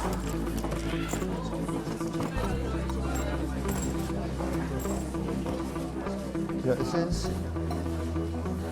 Don't touch it. Okay, 5 booze to be drugged. The suitcase is full of sealed packages, which look like cannabis. The couple are arrested immediately. Not meant to win questions, something which later rely in court. Anything you do say may be given in evidence. Do you both understand? Do you understand? Is that yes? Do you understand? Yep? Okay. All right, let's take it out the back now. Cannabis is a Class C drug, but a quantity like this is worth thousands of pounds, so the investigation starts immediately. And Calvin needs to make sure the right people feel the full force of the law. Between 10 and 15, probably. It's probably more like 15 kilos. I mean, obviously we'll have to spike it first and test it to establish, do a field test to establish what the drug is. I'm making an assumption at the moment it's cannabis. Okay, and he'll explain your legal rights. Whatever the packages contain, it's not looking good for this suspect. Move your across, okay?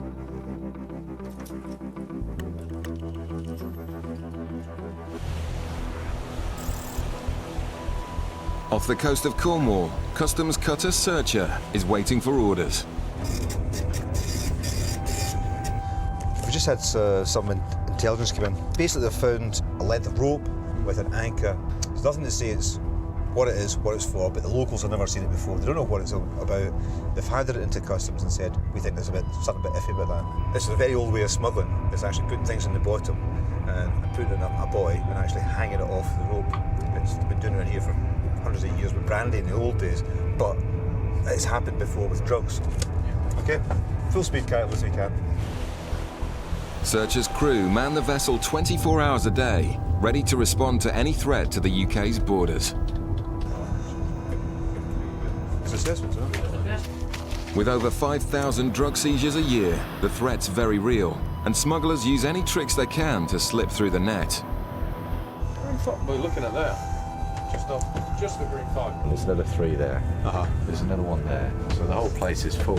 It costs millions to operate these high-powered vessels with their onboard speedboats, but they're at war with well-financed criminal gangs who can make millions from a single importation and are willing to protect their profits with force. We've still got light. We won't have it for much longer. So we'll have to be as quick as we possibly can here to try and get this job done. Have you seen any pots that you don't recognise?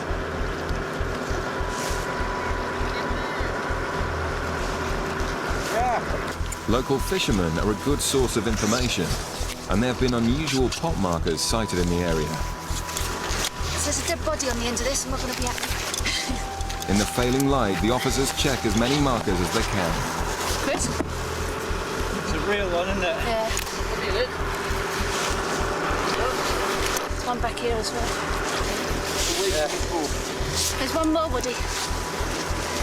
This might be the golden nugget. A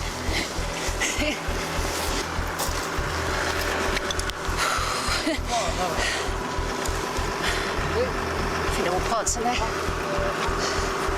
What did you say? What do you reckon? Got back in, I reckon. Yeah. Not all operations end with a seizure, and Kirsty hopes the intelligence gathered here may prove valuable in catching future smugglers.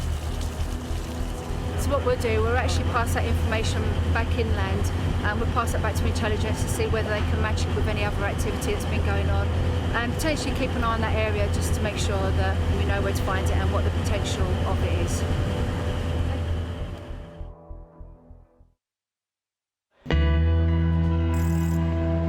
In Gatwick, the custody suite is where suspected smugglers are welcomed back into the UK.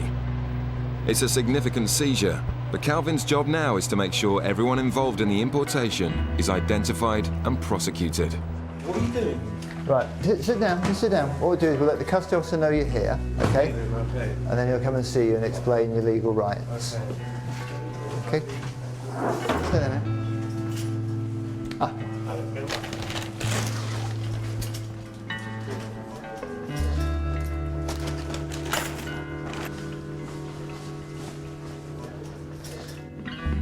Okay, again. Intercepted Green Channel, North Terminal. North Terminal. And opened a blue suitcase, which he did. Unzipped it, found it to contain foam. Under the foam were tape back packages, which I believe to be controlled drugs. 11:38. Cell number 2. Before you do, you can take your shoes off and leave them outside and your belt. I'll get you. You've got a blanket, maybe. You take your shoes off them. Just leave them outside here.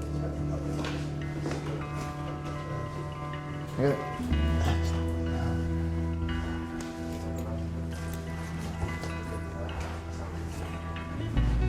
Do you want any drink of water or anything?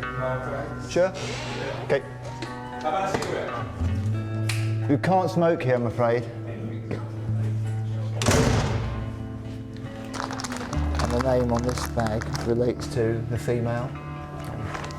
That will tie her into this bag as well as him. It's unclear who's involved, so the female passenger must also be kept in custody. But it looks like there could be controlled drugs in one of the bags. Do you understand it? Sorry? You know what drug it is? No, I don't know yet. They will find out when they do, they'll let me know. Let you know. We just suspected that they are drugs at the moment. Calvin suspects the packages contain cannabis. And the smell is unmistakable. We check them all just to make sure they all are cannabis rather than we've had concealments before where some have been cannabis and some have been cocaine. They do all contain cannabis. And the weight of the packages is 20.63 kilos. It's a huge amount of drugs. Over 1,000 kilos of cocaine is seized by customs in the UK each year. And Gatwick is a prime point of entry. Sniffer dogs are used on the front line in this fight against Class A smugglers. He looks for cocaine and heroin, so he's a Class A drugs dog. Trace smells or large amounts of that kind of scent, that's what he goes for. This passenger was stopped by immigration officers and has now been brought into customs to be searched. Sniffer dog Rossi picks up a scent from one of his bags and gives the signal to the officers. But picking up a scent isn't enough. Officers must find the drugs before someone can be charged. UK Customs, okay. Is that your bag, yeah? Who paid for your ticket? Yeah, I paid it, but Someone booked it for you, but you gave them the money, yeah? And how do you know this person? How do you know the person who booked it? He's a It's a close friend. He's nervous and his story sounds suspicious. Just take a swab of your bag, things. It tells me whether or not you've been in contact with drugs at all, okay?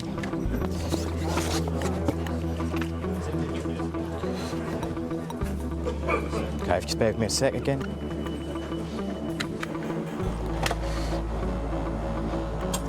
Basically, you swab the bag, and we have two machines, and they tell you whether or not the bag's been contaminated with drugs. Like, it's given a reading now showing that it's picked up particles of cocaine. Could indicate that, one, that they could be a user. At some point, there's been drugs within the bag. There's stuff there now, or stuff on their person. Obviously, you've got to go down every avenue and rule out every avenue. I've got a reading for cocaine from your bag and from your clothes and from your laptop bag. Okay, can I just ask, do you use at all? Huh? Do you use cocaine at all? Have you used cocaine in Trinidad? No, okay. Finding nothing in the bag, Alex requests authority for a body search. Can I have a request for an SOP, please? That's been authorised, that's fine. I give him my reasons, gave him 4 reasons. Why? Nervous demur, eyeing track reading, dog indication, and he's got very little luggage for 2 weeks' stay. What I'm going to do now is take him into the search room and conduct a search.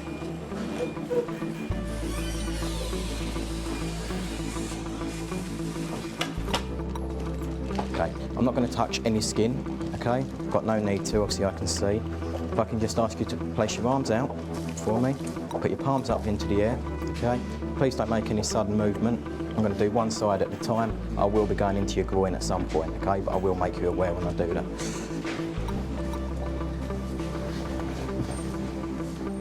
Okay, again, I'm going into your groin. Okay, if you want to take a seat for me, please. But smugglers don't only carry drugs on their bodies. We swab the inside of the shoes because obviously you have swallowers who come into the UK with packages inside them. Packages give out like sweat and they go into your pores and you sweat through the bottom of your feet. So it can give a reading to say that there's possibly packages inside. So it's another area that we test. It's another frustrating result for Alex, but this man's troubles are far from over. Okay, if you'd just like to wait by the bench for me. Back to immigration now, yeah, and then they'll make a decision whether they land him from there, but from our side, we're happy. So, if you got disappointed on every one person you stopped, you'd be extremely disappointed and you'd probably lose the enthusiasm to keep looking. So you just get back out there and start again. Stop another passenger. Customs officers in Dover have an entirely different threat to deal with. Thousands of trucks a day pass through the freight lanes, and the detection teams work round the clock to try and spot which ones may have something to hide. One just gone over the top. There it is. I've never seen an unmarked one. The intelligence hub selects most targets, but it's experience which has alerted Richard to this truck, and he decides it's worth searching. Tyres in a fridge. I've never seen an unmarked fridge on an Omega Pilsner unit before. Never. Especially with tyres in. Smugglers often use awkward loads like tyres as cover, and so Customs have developed X-ray machines big enough to scan an entire truck. So we might end up scanning it. That's a brand spanking new fridge, and that's not a refrigerated load. A little bit odd. The truck's under pressure to deliver, so this Polish driver isn't happy to learn his truck will have to be scanned. If it finds anything suspicious, it may have to be offloaded, which the driver's company will have to pay for. They get a little bit aggy about it. They don't like the fact we do that. The X-ray picks up an anomaly. There looks like there may be a secret compartment hidden in the floor. Richard needs to find out what it is, but he doesn't want to cost the driver money if he can avoid it. No, I think it's in the floor. Is it the floor? Yeah. But what is it? I think it's ribs. I think we've got to make a decision as to whether this is worth offloading or not. The team are all highly trained mechanics, so Richard decides to try to access the suspicious area from underneath. Customs officers also take on gangs involved in carousel fraud, which steal money from the VAT system. It works like this. Criminals set up fake companies to import high-value goods VAT-free. The goods get exported back out to fake companies in Europe, at which point VAT is reclaimed. These shipments get stamped at the border, but then simply turn round and come back into the UK. The same goods go in and out of the country again and again. In 2001, a man by the name of Ray Cox was at the centre of a carousel fraud so massive it would take the next 6 years to bring him to justice. By looking at him and financial profiling of Ray Cox, we basically determined that in a space of 3 years he'd gone from being a pallet repairer to a multi-millionaire. He'd become a major thorn in the side of attacking the UK's VAT system, and we embarked on what became an 8-month-long surveillance operation against Raymond Cox to identify those he was associating with, those he was trading with. We effectively identified a total of 7 people. They were just average people, so they weren't particularly well-educated people, and certainly not with a business background. Day after day, the surveillance team looked on as the fraud increased. Cox and his 6 accomplices gradually lost control. The goods were going round and round on the carousel so fast, they forgot who was selling what to who. They became blasé, and as often you see within fraudulent activities, they did get greedy. It's too much of a good thing. In May 2002, it culminated in a meeting at the Trafford Centre in Manchester at a restaurant called Tiggy's about keeping the fraud on track. And of course, they were unaware that they were under surveillance at the time.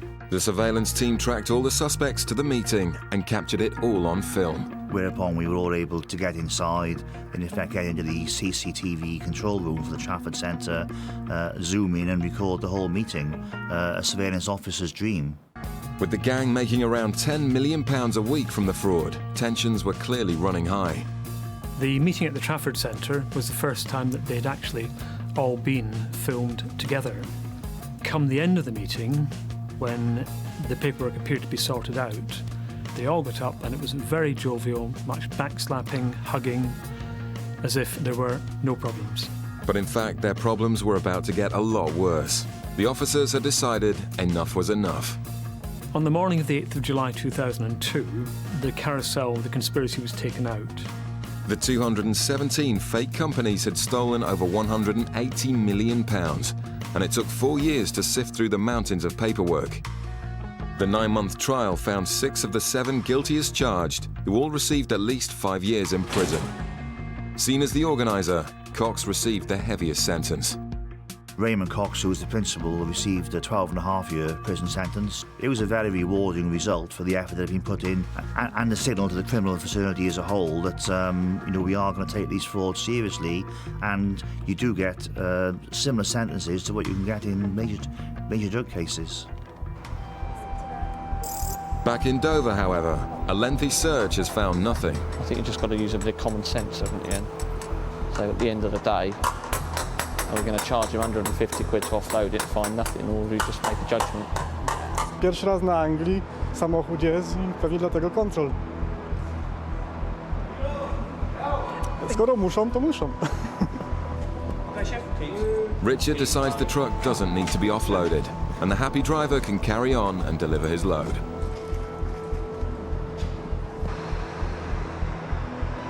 But on the bay next door, a white van has been pulled, and this time it's a hit. The van's full of cigarettes destined for the UK's black market, but not anymore. The drivers have been arrested and taken into custody. They stopped the vehicle and questioned them, and whilst they questioned the driver, they went in the load and examined the load, and on opening a couple of boxes, one of the pallets, detected large quantities of cigarettes.